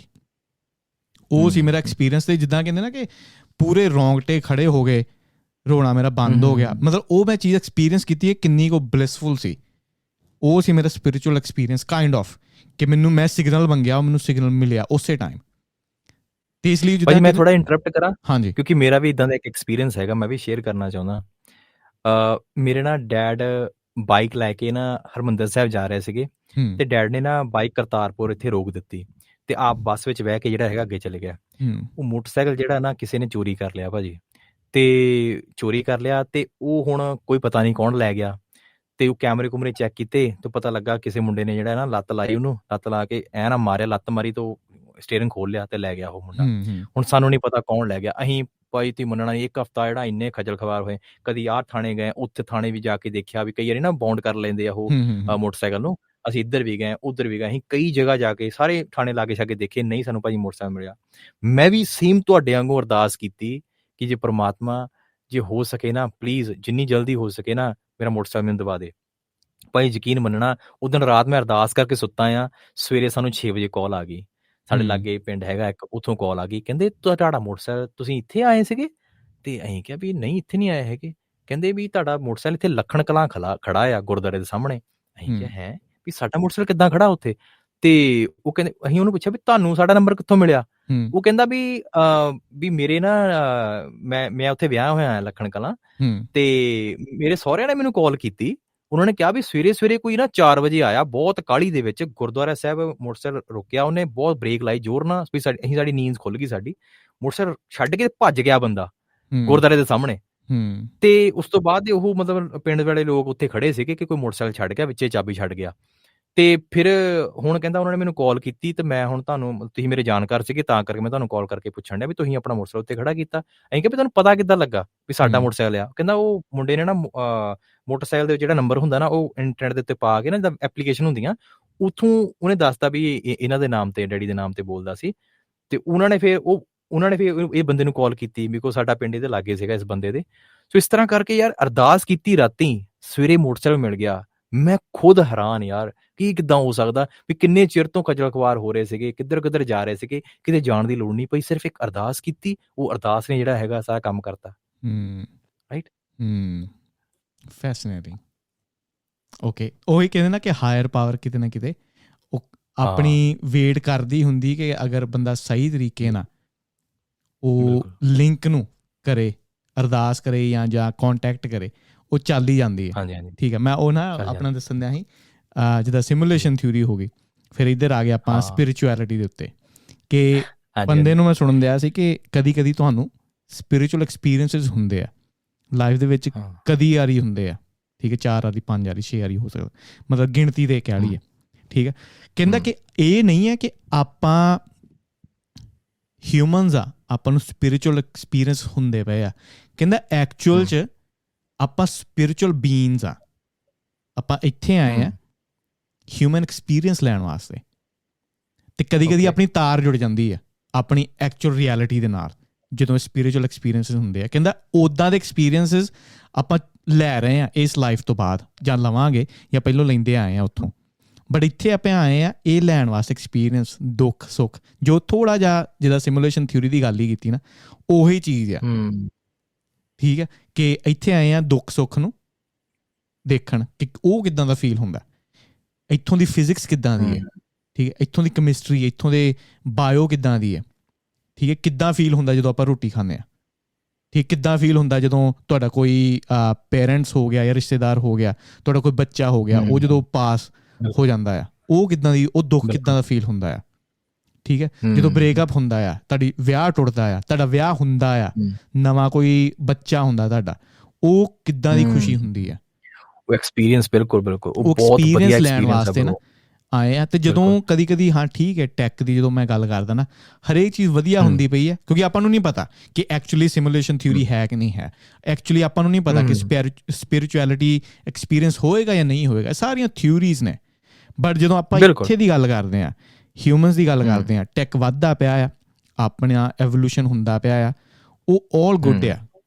ਬਟ ਇੱਕ ਚੀਜ਼ ਦਾ ਮੈਨੂੰ ਡਰ ਲੱਗਦਾ, ਜਦੋਂ ਆਪਾਂ ਆਪਣੇ ਆਪ ਨੂੰ ਇੱਥੇ ਰੱਖਣ ਦੀ ਕੋਸ਼ਿਸ਼ ਕਰਦੇ ਹਾਂ ਕਿ ਇੱਥੇ ਰਹੀਏ, ਉੱਥੇ ਮੈਨੂੰ ਲੱਗਦਾ ਕਿ what if something better is waiting for us after death. ਦਾ ਕਿਹਾ ਨਾ ਕਿ ਲੋਕਾਂ ਨੇ ਪੇ ਕਰਨਾ ਸ਼ੁਰੂ ਕਰਤਾ ਆ। ਠੀਕ ਹੈ, 250 ਸਾਲ ਬਾਅਦ 300 ਸਾਲ ਬਾਅਦ ਸ਼ਾਇਦ ਉਹਨਾਂ ਨੂੰ ਜਗਾਇਆ ਜਾਏਗਾ। ਆਈ ਥਿੰਕ ਇਜਿਪਟ ਦੇ ਵਿੱਚ ਜੋ ਰਾਜੇ ਸੀਗੇ ਪਹਿਲੋਂ, ਉਹ ਵੀ ਇਹੀ ਚੀਜ਼ ਬਿਲੀਵ ਕਰਦੇ ਸੀ ਕਿ ਸਾਨੂੰ ਬੰਨ੍ਹ ਕੇ ਰੱਖ ਦਿਓ, ਸ਼ਾਇਦ ਅਸੀਂ ਉੱਠਾਂਗੇ ਕਿਸੇ ਦਿਨ। ਤੇ ਮੈਂ ਕਹਿੰਦਾ ਹੁੰਦਾ ਕਿ ਯਾਰ ਇੰਨਾ ਦੁੱਖ ਹੈ ਇੱਥੇ, why do you want to come back? ਠੀਕ ਹੈ ਠੀਕ ਹੈ 100 ਸਾਲ ਤੁਸੀਂ ਆਪਣਾ ਜੋ ਵੀ ਆਪਣੀ ਲਾਈਫ ਜੀਓ, ਐਕਸਪੀਰੀਅੰਸਿਸ ਲਓ, ਕਿਉਂਕਿ ਇੱਕ ਵਾਰੀ ਇੱਥੋਂ ਤੁਸੀਂ ਚਲੇ ਗਏ ਵਾਪਸ ਨਹੀਂ ਆਉਣਾ। ਲਾਈਫ ਬੜੀ ਇੱਥੇ ਛੋਟੀ ਆ, ਉਹ ਐਕਸਪੀਰੀਅੰਸ ਲਓ। ਕਿਉਂਕਿ ਮੈਂ ਤੇ ਵੇਟ ਕਰਦਾ ਪਿਆ ਕਦੋਂ 100 ਸਾਲ ਮੇਰੇ ਪੂਰੇ ਹੋਣ ਇੱਥੇ, ਤੋ ਏਲੀਅਨਸ ਆਉਣ ਇੱਦਾਂ ਜਹਾਜ਼ ਲੈ ਕੇ, ਮੈਨੂੰ ਕਹਿਣਾ ਓ ਬ్రో ਕਮ ਬ్రో ਕਮ ਛੋੜੇ ਆ ਜਾ ਤੇ ਮੈਂ ਉੱਥੇ ਜਾਵਾਂ, ਹਨਾ। ਤੇ ਹਾਂ ਠੀਕ ਹੈ, ਟੈਕ ਦੇ ਨਾਲ ਵਧੀਆ ਚੀਜ਼ਾਂ ਵੀ ਨੇ ਤੇ ਮਾੜੀਆਂ ਚੀਜ਼ਾਂ ਮੈਂ ਇਹੀ ਮੰਨਦਾ ਵਾਂ ਕਿ ਅਗਰ ਆਪਾਂ ਨੂੰ ਇਮੋਰਟੈਲਿਟੀ ਮਿਲੇ, ਪਤਾ ਨਹੀਂ ਆਪਾਂ ਨੂੰ ਮਿਲਣੀ ਚਾਹੀਦੀ ਹੈ ਕਿ ਨਹੀਂ ਚਾਹੀਦੀ, ਕਿਉਂਕਿ ਇੱਥੇ ਕੰਮ ਵੀ ਹੋਣਾ ਸ਼ੁਰੂ ਹੋ ਗਿਆ ਇਮੋਰਟੈਲਿਟੀ ਦੇ ਉੱਤੇ, ਤੇ ਥਿਓਰੀਟਿਕਲੀ ਆਪਾਂ ਗੇਨ ਕਰ ਸਕਦੇ ਹਾਂ ਇਮੋਰਟੈਲਿਟੀ, ਠੀਕ ਹੈ। ਬਟ ਇਹੀ ਹੈ ਕਿ ਕਦੋਂ ਉਹ ਵੈਕਸੀਨ ਬਣਨੀ ਸ਼ੁਰੂ ਹੋਏਗੀ, ਕਦੋਂ ਉਹ ਟੀਕੇ ਆਪਾਂ ਨੂੰ ਮਿਲਣਗੇ ਕਿ ਹਾਂ ਇੱਕ ਵਾਰੀ ਟੀਕਾ ਲਾਓ। ਕਿੰਨੇ ਦਾ ਟੀਕਾ ਹੈ ਜੀ? ਇਹ ਜੀ $10 ਮਿਲੀਅਨ ਦਾ। ਅੱਛਾ ਕਿੰਨੀ ਲਾਈਫ ਹੈ ਇਹਦੀ? ਇਹ ਜੀ ਇੱਕ ਵਾਰੀ ਟੀਕਾ ਲਾ ਲਿਆ ਤੁਸੀਂ 100 ਸਾਲ ਨਹੀਂ ਮਾਰਦੇ। 100 ਸਾਲ ਇੱਕ ਏਦਾਂ ਦੀਆਂ ਚੀਜ਼ਾਂ ਵੀ ਹੋਣੀਆਂ, ਤਕੜਾ ਬੰਦਾ ਹੀ ਲਵਾਏਗਾ। ਹਾਂ ਕਿਉਂਕਿ ਜਦੋਂ ਟੈਕ ਆਉਂਦਾ ਨਾ, ਕੋਈ ਵੀ ਟੈਕ ਆਉਂਦਾ, ਪਹਿਲੋਂ ਅਵੇਲੇਬਿਲਿਟੀ ਉਹਦੀ ਹੁੰਦੀ ਹੈ ਤਗੜੇ ਬੰਦਿਆਂ ਕੋਲ ਹੀ, ਅਮੀਰਾਂ ਨੂੰ। ਜਦੋਂ ਫੋਨ ਆਇਆ ਸੀ ਕਾਲ ਕਰਨੀ ਵੀ, ਤੇ ਜਦੋਂ ਆਉਣੀ ਵੀ ਕਾਲ, ਆਉਂਦਿਆਂ ਸਾਰੇ ਡਰ ਵੀ ਲੱਗ ਜਾਣਾ ਕਿ ਯਾਰ ਮੈਨੂੰ ਚੱਕਾਂ ਕਿ ਨਾ ਚੱਕਾਂ, ਕਿਉਂਕਿ ਪੈਸੇ ਨੇ, ਠੀਕ ਹੈ। ਤੇ ਹੁਣ ਹਰੇਕ ਚੀਜ਼ ਫ੍ਰੀ ਹੈ। ਹੁਣ ਆਪਣੀ ਗੱਲ ਹੋਣ ਦੀ ਇੰਟਰਨੈਟ ਬਿਲਕੁਲ ਫ੍ਰੀ ਹੈ। ਤੇ ਇਹ ਵੀ ਨਹੀਂ ਕਿ ਆਪਾਂ ਆਡੀਓ ਕਾਲ ਕਰਨ ਦੇ ਆ, ਆਪਾਂ ਵੀਡੀਓ ਵੀ ਕਾਲ ਕਰਨ ਦੇ ਆ, ਆਪਾਂ ਇੱਕ ਦੂਜੇ ਨੂੰ ਦੇਖਣ ਦੇ, ਐਕਸਪ੍ਰੈਸ਼ਨ ਆਪਾਂ ਦੇਖਣ ਦੇ ਪੂਰੇ, ਠੀਕ ਹੈ। ਹੁਣ ਹਰੇਕ ਆਪਣੇ ਐਂਡਰੋਇਡ ਫੋਨ ਕਿੰਨੇ ਕਿਤੇ ਆ ਜਾਂਦੇ ਆ ਉੱਥੇ ਇੰਡੀਆ 'ਚ? 2-3 ਤੋਂ। ਹਾਂ ਬਿਲਕੁਲ ਬਿਲਕੁਲ, ਵਧੀਆ ਲੈਣਾ ਹੋਵੇ 7-8 ਦਾ ਮਿਲ ਜਾਂਦਾ ਆ। 5-6 ਦਾ 33-15 ਆਉਂਦਾ ਹੁੰਦਾ ਸੀ। ਹਾਂ ਬਿਲਕੁਲ ਬਿਲਕੁਲ, ਉਹ ਮਹੀਨ ਮਟਰੋਲਾ ਦਾ ਲਿਆ ਸੀਗਾ 5-6 ਰੁਪਏ ਦਾ, ਬਹੁਤ ਪਹਿਲਾਂ ਸਮਿਆਂ ਦੀ ਗੱਲ ਆ। ਉਹ ਚੰਟੀਨਾ ਜਿਹਾ ਲੱਗਾ ਹੁੰਦਾ ਸੀ ਛੋਟਾ ਜਿਹਾ, ਤੇ ਹੁਣ 5-6 ਚ ਕੀ ਕੁਛ ਆ ਰਿਹਾ ਦੇਖੋ। ਹਾਂ ਤੇ ਹਾਂ ਅਗਲੇ 100 ਸਾਲ ਦੇ ਵਿੱਚ ਬਹੁਤ ਵਧੀਆ ਚੀਜ਼ਾਂ ਦੇਖਣ ਨੂੰ ਮਿਲਣਗੀਆਂ। ਤੇ ਮੈਂ ਟੈਕ ਵੱਲੋਂ ਐਕਸਾਈਟਡ ਰਹਿਣਾ। ਟੈਕ ਵੱਲੋਂ ਮੈਨੂੰ ਕਦੀ ਵੀ ਇੱਦਾਂ ਨਹੀਂ ਹੁੰਦਾ ਕਿ ਯਾਰ ਹੁਣ ਕੀ ਹੋਏਗਾ, ਠੀਕ ਹੈ। ਹਮੇਸ਼ਾ ਇਹ ਪਾਰਟ ਆਫ ਐਵੋਲੂਸ਼ਨ ਹੈ। ਬਟ ਹਾਂ 100 ਸਾਲ ਆਪਣਾ ਐਕਸਪੀਰੀਅੰਸ ਲਓ ਤੇ ਅਗਲੇ ਪਲੈਨਟ ਤੇ ਜਾਓ। ਕਿਉਂ ਵਾਪਸ ਹੋਣਾ ਤੁਸੀਂ? ਖਾਸ ਕਰ ਉਹ ਬੰਦਾ, ਖਾਸ ਕਰ ਜਿਹੜਾ ਆਪਣੀ ਜਨਾਨੀ ਦਾ ਉਹਨੇ ਪੈਸੇ ਵੇ ਕੀਤੇ ਆ। ਮਿਲੀਅਨਸ, ਮਤਲਬ ਜੋ ਸੀਗਾ ਉਹਦੇ ਕੋਲ ਉਹਨੇ ਸਭ ਦੇ ਦਿੱਤਾ। ਤੇ ਉਹ ਬੇਸਿਕਲੀ ਉਹ 'ਚ ਕੀ ਕਰਦੇ ਆ ਕਿ ਬ੍ਰੇਨ ਨੂੰ ਨਾ ਜਦੋਂ ਮਰਦੇ ਆ ਨਾ, ਮਰਨ ਤੋਂ 1 ਘੰਟੇ ਦੇ ਅੰਦਰ ਉਹਨਾਂ ਨੇ ਨਾ ਬ੍ਰੇਨ ਨੂੰ ਕੈਪਚਰ ਕਰਨਾ ਹੁੰਦਾ, ਉਹਨਾਂ ਨੂੰ ਬ੍ਰੇਨ ਨੂੰ ਕੱਢਣਾ ਹੁੰਦਾ, ਤੇ ਸਪੈਸ਼ਲ ਤਰ੍ਹਾਂ ਦੀਆਂ ਗੈਸਿਸ ਹੁੰਦੀਆਂ ਆ ਉਹਦੇ ਅੰਦਰ, ਉਹ ਰੱਖਦੇ ਚੈਂਬਰ ਦੇ ਵਿੱਚ, ਤੇ ਪੂਰੀ ਬੋਡੀ ਦੇ ਜਿਹੜੇ ਅੰਗ ਹੁੰਦੇ ਨਾ ਸਾਰੇ ਕੱਢ ਲੈਂਦੇ ਆ ਬਾਹਰ ਉਹ, ਤੇ ਉਹਨਾਂ ਦੇ ਅੰਗ ਵੱਖਰੇ ਸੈਕਸ਼ਨਸ ਦੇ ਵਿੱਚ ਰੱਖਦੇ ਆ। ਤੇ ਉਸ ਤੋਂ ਬਾਅਦ ਜਿੰਨੇ ਚਿਰਾਂ ਬਾਅਦ ਆਪਾਂ ਉਹਨੂੰ ਕਿਹਾ ਆ ਵੀ ਇੰਨੇ ਚਿਰਾਂ ਬਾਅਦ ਅਸੀਂ ਉੱਠਣਾ ਆ, ਫਿਰ ਉਹਨਾਂ ਸਾਰੀਆਂ ਚੀਜ਼ਾਂ ਨੂੰ ਜੋੜਦੇ ਆ। ਪਤਾ ਨਹੀਂ ਕਿਸ ਤਰੀਕੇ ਨਾਲ ਟੈਕਨੋਲੋਜੀ ਉਹ ਕਰਦੇ ਆ ਕਿ ਬੰਦਾ ਫਿਰ ਦੁਬਾਰਾ ਜਿੰਦਾ ਹੋ ਜਾਂਦਾ ਆ। ਜਿਵੇਂ ਕਿ ਇੱਕ ਇਨਸਾਨ ਅਗਰ ਕਿਸੇ ਬਹੁਤ ਹਾਈ ਟੈਂਪਰੇਚਰ ਦੇ ਵਿੱਚ, ਮਤਲਬ ਕਿ ਲੋ ਟੈਂਪਰੇਚਰ ਦੇ ਵਿੱਚ, ਠੰਡ ਦੇ ਵਿੱਚ ਉਹਨੂੰ ਜਮਾ ਦਿੱਤਾ ਜਾਵੇ, ਹਨਾ, ਤੇ ਉਹ ਜਿੰਦਾ ਰਹਿ ਸਕਦਾ ਆ। ਮਤਲਬ ਇਸ ਤਰ੍ਹਾਂ ਦੀ ਕੋਈ ਟੈਕਨੋਲੋਜੀ ਉੱਤੇ ਕੰਮ ਚੱਲਦਾ ਪਿਆ ਆ, ਜਿਹੜਾ ਕਿ ਆਲਰੇਡੀ 2 ਲੋਕਾਂ ਨੇ ਸਾਈਨ ਅਪ ਕਰ ਲਿਆ ਹੋਇਆ ਆ, ਜੋ ਨਿਊਜ਼ ਵਿੱਚ ਵੀ ਆਇਆ ਸੀ ਅਮਰੀਕਾ ਦੇ ਵਿੱਚ। ਅਗਰ ਤੁਹਾਨੂੰ ਚਾਂਸ ਮਿਲੇ, ਲੈਟਸ ਸੇ, ਮੈਂ ਕਦੇ ਵੀ ਨਹੀਂ ਕਰੂੰਗਾ। ਨਹੀਂ, 2 ਆਪਸ਼ਨ ਦੇ ਰਿਹਾ ਮੈਂ ਤੁਹਾਨੂੰ। ਇੱਕ ਆਪਸ਼ਨ ਇਹ ਆ ਕਿ ਜਾਣ ਵੇਲੇ ਜਦੋਂ ਵੀ ਤੁਸੀਂ ਜਾਣ ਲੱਗੇ ਤੁਹਾਡੀ ਇਹੀ ਬੋਡੀ ਤੁਹਾਨੂੰ ਵਾਪਸ ਮਿਲੇਗੀ, ਠੀਕ ਹੈ। ਦੂਜਾ ਆਪਸ਼ਨ ਹੈ ਕਿ ਤੁਹਾਡਾ ਡਾਟਾ ਦਿਮਾਗ ਚੋਂ ਕੱਢਤਾ, ਨਵੀਂ ਬੋਡੀ 'ਚ ਪਾ ਦਿੱਤਾ। ਅਵਤਾਰ ਨਹੀਂ ਮੂਵੀ ਜਿਹੜੀ ਆਪਣੀ, ਜਿੱਦਾਂ ਨੀਲੀ ਬੋਡੀ 'ਚ ਆ ਗਏ ਸਾਰੇ। ਕਿਹੜਾ ਆਪਸ਼ਨ ਤੁਸੀਂ ਕਿਹੜਾ ਚੂਜ਼ ਕਰੋਗੇ? Second one. ਬਟ ਹਾਂ ਸੈਕਿੰਡ ਦੇ ਨਾਲ ਨਾ ਇਹ ਚੀਜ਼ ਆਣੀ ਹੈ, ਉਹ ਕਿਹੜੇ ਬੰਦੇ ਨੂੰ ਲਾਈਕ ਸਰਪ੍ਰਾਈਜ਼ਸ। ਉਹ ਕਦੀ ਹੁੰਦਾ ਨਾ ਕਿ ਕਿਸੇ ਬੰਦੇ ਦਾ ਦਿਲ ਚੇਂਜ ਹੋਇਆ, ਕਿਉਂਕਿ ਦਿਮਾਗ ਟ੍ਰਾਂਸਪਲਾਂਟ ਕਰਨਾ ਬਹੁਤ ਥੋੜਾ ਔਖਾ ਆ ਹਜੇ, ਕਿਉਂਕਿ ਬਹੁਤ ਜ਼ਿਆਦਾ ਨਿਊਰੋਨਸ ਹੁੰਦੇ, ਬਹੁਤ ਜ਼ਿਆਦਾ ਨਾੜੀਆਂ ਹੁੰਦੀਆਂ ਜਿਹਨੂੰ ਕਨੈਕਟ ਕਰਨਾ ਬਹੁਤ ਜ਼ਿਆਦਾ ਔਖਾ ਆ। ਬਟ ਜਿੱਦਾਂ ਹਾਰਟ ਟ੍ਰਾਂਸਪਲਾਂਟ ਹੁੰਦਾ ਆ, ਹਾਂ ਬਹੁਤ ਬਰੀਕ ਹਾਰਟ ਟ੍ਰਾਂਸਪਲਾਂਟ ਹੁੰਦਾ ਆ, ਤੇ ਜਦੋਂ ਨਵੇਂ ਬੰਦੇ 'ਚ ਹਾਰਟ ਟ੍ਰਾਂਸਪਲਾਂਟ ਹੋਵੇ ਪੁਰਾਣੇ ਬੰਦੇ ਦਾ, ਤੇ ਉਹ ਨਵੇਂ ਬੰਦੇ 'ਚ ਨਾ ਉਹਦੇ ਕੁਛ ਚੀਜ਼ਾਂ ਚੇਂਜ ਹੋ ਜਾਂਦੀਆਂ। ਉਹਦਾ ਜਿੱਦਾਂ ਖਾਣੇ ਦਾ ਟੇਸਟ, ਉਹਨੂੰ ਲੱਗਦਾ ਕਿ ਯਾਰ ਮੈਨੂੰ ਆਹ ਖਾਣਾ ਨਹੀਂ ਪਸੰਦ, ਮੈਨੂੰ ਆਹ ਖਾਣਾ ਪਸੰਦ ਹੈ। ਤੇ ਜੋ ਪੁਰਾਣੇ ਬੰਦੇ ਦੀਆਂ ਚੀਜ਼ਾਂ ਸੀ ਨਾ, ਜੋ ਉਹਨੂੰ ਪਸੰਦ ਸੀ, ਨਵੇਂ ਬੰਦੇ ਨੂੰ ਉਹ ਚੀਜ਼ਾਂ ਪਸੰਦ ਹੋਣ ਲੱਗ ਪੈਂਦੀਆਂ। ਤੇ ਆਈ ਥਿੰਕ ਨਵੀਂ ਬੋਡੀ ਜਦੋਂ ਆਉਣੀ ਸ਼ੁਰੂ ਹੋਏਗੀ ਤੇ ਉਹਦੇ 'ਚ ਬਹੁਤ ਗੈਪਸ ਹੋਣਗੇ। ਜਿੱਦਾਂ ਹੁੰਦਾ ਨਾ ਮਸਲ ਮੈਮਰੀ, ਉਹ ਨਹੀਂ ਰਹਿਣੀ ਆਪਣੀ, ਕਿਉਂਕਿ ਬੋਡੀ ਨਵੀਂ ਹੈ। ਬਿਲਕੁਲ। ਤੇ ਅਗਰ ਤੁਹਾਨੂੰ ਆਪਸ਼ਨ ਲੈਣਾ ਪਏ ਤਾਂ ਇਹੀ ਬੋਡੀ ਵਾਪਸ ਆਇਓ ਜੇ। ਨਵੀਂ ਬੋਡੀ ਤੋਂ ਮੈਨੂੰ ਇੱਕ ਗੱਲ ਯਾਦ ਆਈ, ਤੁਹਾਨੂੰ ਪਤਾ ਇਹ ਟਿਕਦਾ ਤਾਂ ਹੈ ਨੀਗਾ ਐਲਨ ਮਸਕ, ਇੱਕ ਹੋਰ ਨਵੀਂ ਚੀਜ਼ ਬਣਾਉਂਦਾ ਪਿਆ ਇਹ, ਟੈਸਲਾ ਬੋਟ ਕਰਕੇ, ਤੁਸੀਂ ਸੁਣਿਆ ਹੋਣਾ ਸ਼ਾਇਦ। ਟੈਸਲਾ ਬੋਟ ਦੇ ਵਿੱਚ ਕੀ ਬਣਾਉਂਦਾ ਪਿਆ ਕਿ ਜਿਹੜਾ AI ਹੈ ਨਾ, AI ਨੂੰ ਇਹ ਬੋਡੀ ਫਾਰਮ ਦੇ ਵਿੱਚ ਲੈ ਕੇ ਆ ਰਿਹਾ, ਪਹਿਲਾਂ ਤੇ ਇਹਨੇ ਆਪ ਖੁਦ ਕਿਹਾ ਮੀਡੀਆ ਵਿੱਚ ਆ ਕੇ ਕਿ AI ਬਹੁਤ ਜ਼ਿਆਦਾ ਡੇਂਜਰਸ ਆ ਨਾ, ਨਿਊਕਲੀਅਰ ਵੈਪਨ ਤੋਂ ਵੀ ਜ਼ਿਆਦਾ ਡੇਂਜਰਸ। ਆਪ ਖੁਦ ਜਿਹੜਾ ਹੈਗਾ AI ਤਿਆਰ ਕਰਦਾ ਪਿਆ, ਪਰ ਇਹਦੀ AI ਥੋੜੇ ਡਿਫਰੈਂਟ ਤਰ੍ਹਾਂ ਦੇ ਆ, ਘਰੇਲੂ ਟਾਈਪ, ਫਰੈਂਡਲੀ ਟਾਈਪ AI ਤਿਆਰ ਕਰਦਾ ਪਿਆ। ਮੈਂ ਐਗਜ਼ਾਮਪਲ ਦੇਵਾਂ ਜੇ ਆਪਣੇ ਕੋਲ ਸਮਾਂ ਹੈਗਾ ਤਾਂ? ਬਹੁਤ ਸਮਾਂ ਆਪਣੇ ਕੋਲ, ਡੋਂਟ ਵਰੀ। ਠੀਕ ਹੈ, ਆਪਣਾ ਹੀ ਸਮਾਂ ਆਪਣਾ ਹੀ ਆ, ਡੋਂਟ ਵਰੀ। ਜਿਵੇਂ ਮੰਨ ਲਓ ਵੀ ਤੁਸੀਂ ਨਾ ਇਹ AI ਨੂੰ ਆਪਣੇ ਘਰ ਲੈ ਕੇ ਆਉਨੇ, ਇਹ ਤਕਰੀਬਨ ਇੰਨਾ ਮਹਿੰਗਾ ਵੀ ਨਹੀਂ ਹੋਊਗਾ, ਸਸਤਾ ਹੀ ਹੋਊਗਾ, 20,000 ਵਿੱਚ ਮਿਲ ਜਾਣਾ ਇਹ। ਨਹੀਂ, ਜ਼ਿਆਦਾ ਮਹਿੰਗਾ ਹੋਊਗਾ ਥੋੜਾ ਜਿਹਾ। ਹਾਂ, ਕਾਰ ਤੋਂ ਤਾਂ ਸਸਤਾ ਹੀ ਹੋਊਗਾ ਇਹ। $20,000 ਦੇ ਲਾਗੇ ਛਾਗੇ, $US ਦੇ ਲਾਗੇ ਛਾਗੇ ਮੰਨਿਆ ਜਾ ਰਿਹਾ। ਇਹਦੇ 'ਚ ਤੁਹਾਨੂੰ ਕੀ ਮਿਲੇਗਾ ਕਿ ਇਹਨੂੰ ਨਾ ਪੂਰਾ AI, ਜਿੱਦਾਂ ਹੁਣ ChatGPT-4 ਦੇ ਵਿੱਚ ਜੋ ਕੁਛ ਹੈਗਾ ਆ, ਸਮਝ ਲਓ ਕਿ ਉਹ ਸਭ ਕੁਛ, ਹਰ ਇੱਕ ਦੁਨੀਆ ਦਾ ਹਰ ਇੱਕ ਗ੍ਰੰਥ ਉਹਦੇ ਅੰਦਰ ਦਿਮਾਗ ਵਿੱਚ ਆ। ਹਰ ਇੱਕ ਦੁਨੀਆ ਦੀ ਮੇਨ ਕਿਤਾਬ ਜਿਹੜੀ ਹੈ, ਬਿਜ਼ਨਸ ਨੂੰ ਲੈ ਕੇ, ਇਨਸਾਨ ਨੂੰ ਲੈ ਕੇ, ਦੁਨੀਆ ਨੂੰ ਲੈ ਕੇ, ਸਾਇੰਸ ਨੂੰ ਲੈ ਕੇ, ਮੈਥ ਨੂੰ ਲੈ ਕੇ, ਹਰ ਚੀਜ਼ ਮੰਨ ਲਓ ਉਹਦੇ ਵਿੱਚ ਫੀਡ ਕੀਤੀ ਗਈ ਆ। ਉਹ ਤੁਹਾਨੂੰ ਜਿਹੜਾ ਹੈਗਾ $20,000 ਵਿੱਚ ਮਿਲਦਾ ਪਿਆ ਆ। ਤੁਸੀਂ ਉਹਨੂੰ ਆਪਣੇ ਘਰੇ ਲੈ ਕੇ ਆਉਣਾ, ਤੁਸੀਂ ਉਹਨੂੰ ਕਹਿਣਾ ਕਿ ਭਾਈ ਆਹ ਮੈਨੂਫੈਕਚਰਿੰਗ ਕਰ ਦੇ। ਮੰਨ ਲਓ ਤੁਸੀਂ ਆਪਣੇ ਘਰੇ ਕੋਈ ਸ਼ੁਰੂ ਕਰਨਾ ਚਾਹੁੰਦੇ ਹੋ ਮੈਨੂਫੈਕਚਰਿੰਗ ਦਾ ਕੋਈ ਬਿਜ਼ਨਸ, ਤੁਸੀਂ ਉਹਨੂੰ ਬਿਠਾਓ, ਬਹਿ ਇੱਥੇ ਕਰਕੇ ਤੇ ਆਪਣਾ ਆਹ ਕੰਮ ਜਿਹੜਾ ਹੈ ਮੈਨੂੰ ਕਰਕੇ ਦੇ। ਸੋਚ ਕੇ ਦੇਖੋ ਭਾਜੀ, ਕਿੰਨਾ ਵਧੀਆ ਤਰੀਕੇ ਨਾਲ ਮੈਨੂਫੈਕਚਰਿੰਗ ਕਰ ਸਕਦਾ ਆ, ਲੌਜਿਸਟਿਕਸ ਹੈਂਡਲ ਕਰ ਸਕਦਾ ਆ, ਹਨਾ ਵੀ ਭਾਈ ਆਹ ਚੀਜ਼ ਜਿਹੜੀ ਹੈਗੀ ਉਹਨੂੰ ਦੇ ਕੇ ਆ, ਆਹ ਚੀਜ਼ ਉੱਥੇ ਕਰਕੇ ਆ, ਉਹ ਚੀਜ਼ਾਂ ਨੂੰ ਵੀ ਕਰੇਗਾ ਉਹ, ਹਨਾ। ਤੇ ਉਸ ਤੋਂ ਬਾਅਦ ਮੰਨ ਲਓ ਆਪਾਂ ਚਾਹੁੰਦੇ ਹਾਂ ਵੀ ਇਹ ਗਰੋਸਰੀ ਲੈ ਕੇ ਆਵੇ, ਤੇ ਆਪਾਂ ਮੰਨ ਲਓ ਕਿ ਫਰਿੱਜ ਚੋਂ ਭੂਆ ਲੈ ਕੇ ਆਉਣੀ ਆ, ਆਪਾਂ ਇਹਨੂੰ ਕਹਿ ਸਕਦੇ, ਕਮਾਂਡ ਦੇ ਸਕਦੇ ਹਾਂ ਕਿ ਫਰਿੱਜ ਵਿੱਚ ਨਾ ਆਹ ਚੀਜ਼ਾਂ ਪਈਆਂ, ਮੈਨੂੰ ਲਿਆ ਕੇ ਦੇ, ਪਾਸ ਕਰ। ਇਹ ਉਹ ਚੀਜ਼ਾਂ ਪਾਸ ਕਰੇਗਾ, ਰਾਈਟ। ਅਸੀਂ ਕਵਾਂਗੇ ਕਿ ਸਾਡੇ ਘਰ 'ਚ ਕਲੀਨਿੰਗ ਕਰ ਦੇ, ਭਾਜੀ ਸਾਰੀ ਕਲੀਨਿੰਗ ਜਿਹੜੀ ਹੈਗੀ ਤੁਹਾਨੂੰ ਕਰਕੇ ਦੇਗਾ, ਸਮਾਰਟਲੀ, ਵਧੀਆ ਤਰੀਕੇ ਨਾਲ। ਉਹ ਤੇ ਹੁਣ ਵੀ ਹੁੰਦੀ ਪਈ ਨਾ, ਛੋਟੇ ਰੋਬੋਟ ਆ ਗਏ ਆ। ਹਾਂ, ਉਹ ਦੂਜੇ ਗੋਲ ਆ, ਪਰ ਉਹ ਇੰਨੇ ਐਕੂਰੇਟ ਨਹੀਂ ਹੈਗੇ। ਨਹੀਂ, ਨਵੇਂ ਵਰਜਨ ਨਹੀਂ ਦੇਖੇ ਤੁਸੀਂ, ਨਵੇਂ ਵਰਜਨ ਦੇਖੇ, ਹਰੇਕ ਸਾਲ ਅਪਡੇਟ ਹੁੰਦੀ ਹੈ ਨਾ, ਤੇ ਮਤਲਬ ਹੌਲੀ ਹੌਲੀ ਅਪਡੇਟ ਹੋ ਰਹੀ ਆ, ਮਤਲਬ ਨਵੇਂ ਜਿੱਦਾਂ ਆਈ ਜਾਂਦੇ ਨਾ, ਉਹਨਾਂ ਦੀ ਪ੍ਰੈਸੀਜਨ ਵੱਧਦੀ ਜਾਂਦੀ ਹੈ। ਸੌਰੀ, ਹਾਂਜੀ, ਕੰਟੀਨਿਊ ਕਰੋ। ਇਹ ਤੋਂ ਗਾਰਡਨਿੰਗ ਕਰਾਉਣੀ, ਆਪਾਂ ਗਾਰਡਨਿੰਗ ਕਰਾ ਸਕਦੇ ਹਾਂ, ਰਾਈਟ। ਇਹਨੂੰ ਮਤਲਬ ਹਰ ਇੱਕ ਚੀਜ਼ ਬਾਰੇ ਯਾਰ ਗਿਆਨ ਆ, ਪਹਿਲਾਂ ਦਿੱਤਾ, ਡਾਟਾ ਫੀਡ ਕੀਤਾ ਹੋਇਆ ਇਹਦੇ ਅੰਦਰ, ਇਹਨੂੰ ਪਤਾ ਆ ਵੀ ਕਿਹੜੇ ਬੂਟੇ ਨੂੰ ਕੀ ਬਿਮਾਰੀ ਲੱਗ ਰਹੀ ਆ, ਕਿੰਨਾ ਪਾਣੀ ਪਾਉਣਾ, ਕਿੰਨਾ ਨਹੀਂ ਪਾਉਣਾ। ਮਤਲਬ ਇਸ ਤੋਂ ਵਧੀਆ ਹੋਰ ਕੌਣ ਹੋ ਸਕਦਾ ਆ, ਰਾਈਟ। ਤੁਸੀਂ ਇੱਕ ਵਾਰੀ ਇਹਨੂੰ ਲਿਆਂਦਾ ਤੇ ਤੁਹਾਡੇ ਘਰ ਦੇ ਜਿੰਨੇ ਵੀ ਕੰਮਕਾਰ ਹੈਗੇ ਆ, ਸਾਰੇ ਜਿਹੜੇ ਹੈਗੇ ਤੁਸੀਂ ਇਸ ਤੋਂ ਕਰਵਾ ਸਕਦੇ ਹੋ। ਤੁਸੀਂ ਈਵਨ ਤੁਸੀਂ ਕਿੱਧਰ ਜਾ ਰਹੇ ਹੋ? ਨਹੀਂ, ਇਹ ਵੀ ਰਿਐਲਿਟੀ ਆ, ਜੋ ਰਿਐਲਿਟੀ ਆ ਉਹਦੀ ਮੈਂ ਗੱਲ ਕਰਦਾ ਪਿਆ। ਹੁਣ ਸੋਚੋ ਕਿ ਤੁਹਾਡੇ ਪਾਰਟਨਰ ਨਾਲ ਤੁਹਾਡੀ ਨਹੀਂ ਬਣਦੀ, 24 ਘੰਟੇ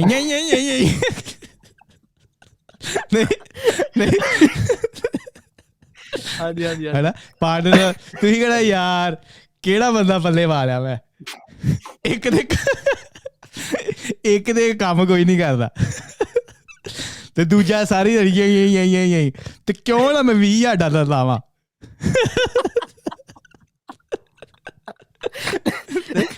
ਜੋ ਸੱਚ ਹੁਣ ਦੇਖੋ, ਕੀ ਕਵਾਂ, ਨਹੀਂ ਹੁਣ ਦੇਖੋ ਸੈਕਸ ਡੋਲਸ ਆ ਗਈਆਂ ਨੇ। ਹਾਂਜੀ, ਹੁਣ ਬਹੁਤ ਲੋਕ ਜਿਨ੍ਹਾਂ ਕੋਲ ਸੋਸ਼ਲ ਸਕਿੱਲਸ ਨਹੀਂ ਨੇ, ਕਿਉਂਕਿ ਇੱਧਰ ਪਾਰਟਨਰ ਸੀਕ ਕਰਨ ਵਾਸਤੇ ਅਰੇਂਜ ਮੈਰਿਜਿਸ ਇੱਥੇ ਹੈ ਨਹੀਂ ਗੀਆਂ, ਬਹੁਤ ਘੱਟ ਨੇ, ਠੀਕ ਹੈ। ਤੇ ਅਗਰ ਤੁਸੀਂ ਆਪਣਾ ਪਾਰਟਨਰ ਸੀਕ ਕਰਨਾ, you have to have good social skills, ਠੀਕ ਹੈ। ਜਾਂ ਤੇ ਵਧੀਆ ਬਹੁਤ ਤੁਸੀਂ ਗੱਲ ਕਰਦੇ ਹੋ ਕਿਸੇ ਨਾਲ, ਜਾਂ ਤੁਸੀਂ ਬਹੁਤ ਜ਼ਿਆਦਾ ਵਧੀਆ ਅਰਨ ਕਰਦੇ ਹੋ, ਜਾਂ ਤੁਹਾਡੇ ਮੈਨਰ ਐਟੀਕੇਟਸ ਬਹੁਤ ਆਊਟ ਆਫ ਦਾ ਵੇ ਨੇ, ਠੀਕ ਹੈ, ਬਹੁਤ ਟੌਪ ਲੈਵਲ ਦੇ ਨੇ, ਜਾਂ ਤੁਹਾਡੀ ਹਾਈਟ, ਤੁਹਾਡੀ ਪਰਸਨੈਲਿਟੀ ਬਹੁਤ ਕਮਾਲ ਦੀ ਹੈ। ਮਤਲਬ ਕੋਈ ਇੱਦਾਂ ਦਾ ਫੀਚਰ ਤੁਹਾਡੇ ਕੋਲ ਹੋਣਾ ਚਾਹੀਦਾ ਆ ਤਾਂ ਕਿ ਤੁਸੀਂ ਕਿਸੇ ਨਾਲ ਗੱਲਬਾਤ ਕਰ ਸਕੋ ਜਾਂ ਕਿਸੇ ਨੂੰ ਅਟਰੈਕਟ ਕਰ ਸਕੋ। ਬਟ ਕਈ ਲੋਕ ਇੱਥੇ ਬਹੁਤ ਸੋਸ਼ਲੀ ਵੇਅਰਡ ਨੇ। ਕਿਹੜੀ ਮੈਂ ਡਾਕੂਮੈਂਟਰੀ ਕਿਸੇ 'ਤੇ ਦੇਖਣ ਦਿਆ ਸੀ ਜਾਂ ਕੋਈ ਮੈਨੂੰ ਦੱਸਣ ਦਿਆ ਸੀ ਕਿ ਬਹੁਤ ਜੋ ਇੰਟਰੋਵਰਟ ਲੋਕ ਹੁੰਦੇ ਨਾ, ਜੋ ਬਾਹਰ ਨਹੀਂ ਜਾ ਸਕਦੇ, ਉਹਨਾਂ ਵਾਸਤੇ ਸੈਕਸ ਡੋਲਸ ਦੀ ਇੰਡਸਟਰੀ, ਠੀਕ ਹੈ, ਉਹ ਹੋਣੀ ਡੋਲਸ ਬਣਨ ਲੱਗ ਪਈਆਂ ਨੇ, ਠੀਕ ਹੈ। ਹਾਂਜੀ, ਮੈਂ ਵੀ ਸੁਣਿਆ ਇਸ ਚੀਜ਼ ਦੇ ਬਾਰੇ। ਤੇ ਹੁਣ ਅਗਰ ਡੋਲਸ ਇੰਨੀਆਂ ਰੀਅਲਿਸਟਿਕ ਲੱਗਣ ਲੱਗ ਪਈਆਂ ਨੇ, ਠੀਕ ਹੈ, ਕਿ ਐਕਚੁਅਲ ਹਿਊਮਨ ਲੱਗ ਰਿਹਾ, ਤੇ ਹੁਣ ਜਿਹੜਾ ਟੈਸਲਾ ਦਾ 20,000 ਵਾਲਾ ਰੋਬੋਟ ਕਹਿ ਲਈ ਆਪਾਂ, ਮੈਨੂੰ ਪਤਾ ਤੇ ਇੱਧਰ ਹੀ ਆਉਣਾ, ਉਹ ਜਿਹੜਾ ਦਿਮਾਗ ਆਪਾਂ ਇੱਧਰ ਕਿਉਂ ਨਹੀਂ ਪਾ ਸਕਦੇ ਹੈ। ਤੇ ਉੱਥੇ ਵੀ ਗੱਲ ਉਹ ਆ ਗਈ ਨਾ ਕਿ ਹੁਣ ਕੰਮ ਤੇ ਸਾਰੇ ਕਰਾਉਣੇ ਹੀ ਆ।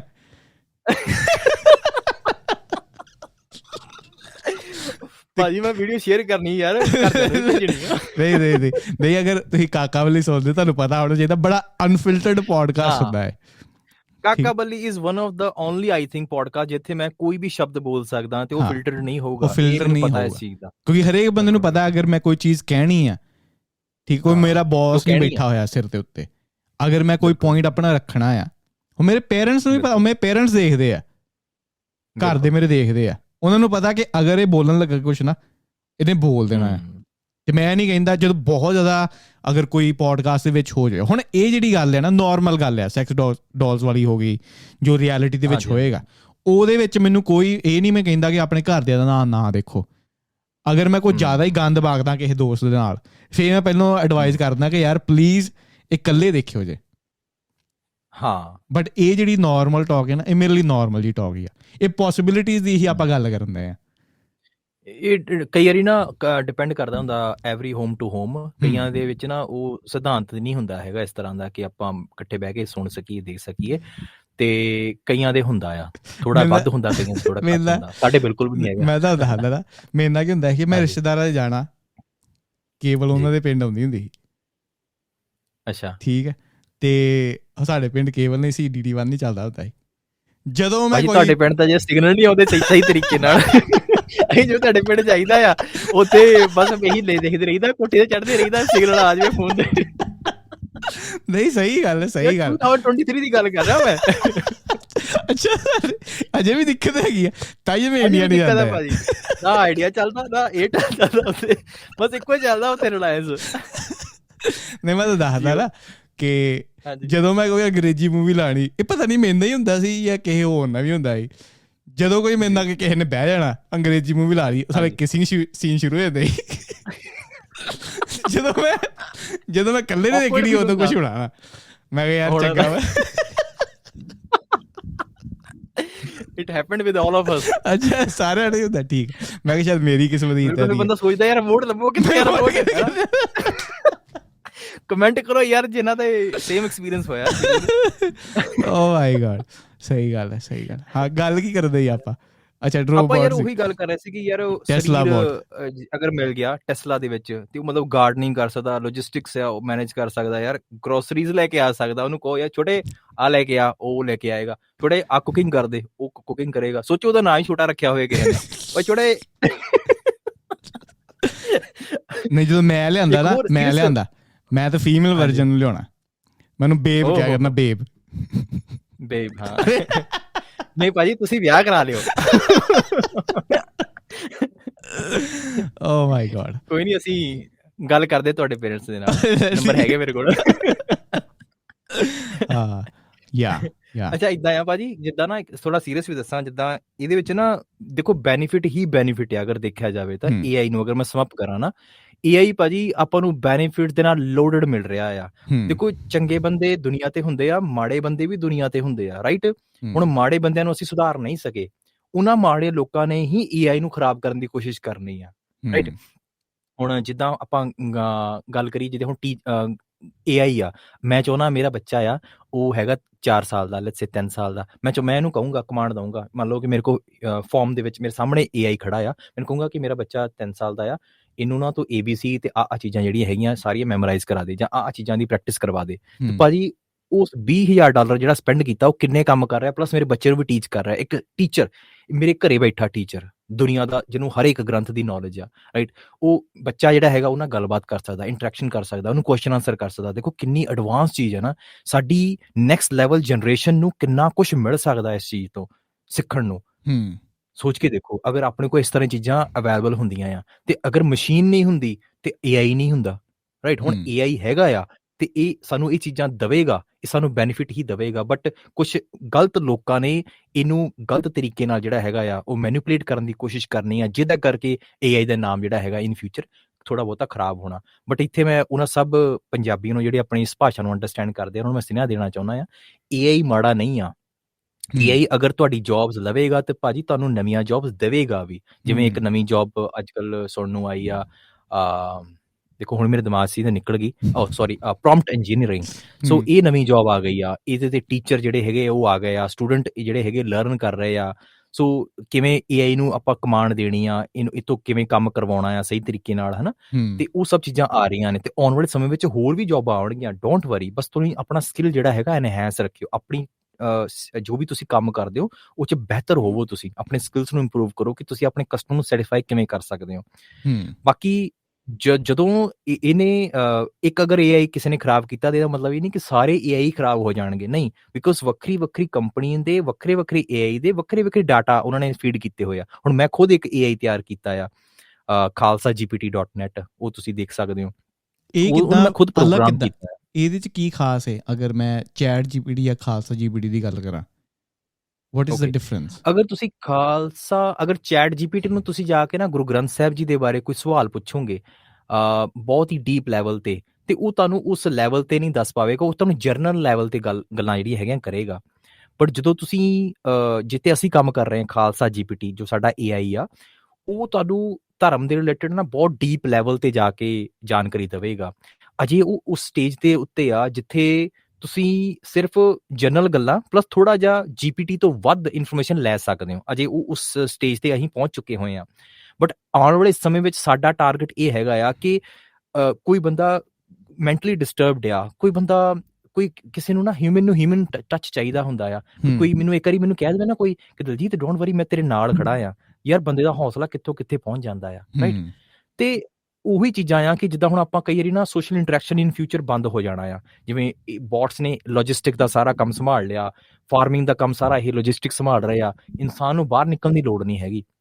ਇਨਸਾਨ ਜਦੋਂ ਬਾਹਰ ਨਹੀਂ ਨਿਕਲੇਗਾ, ਇੰਟਰੈਕਸ਼ਨ ਨਹੀਂ ਕਰੇਗਾ ਲੋਕਾਂ ਦੇ ਨਾਲ, ਕੀ ਹੋਵੇਗਾ?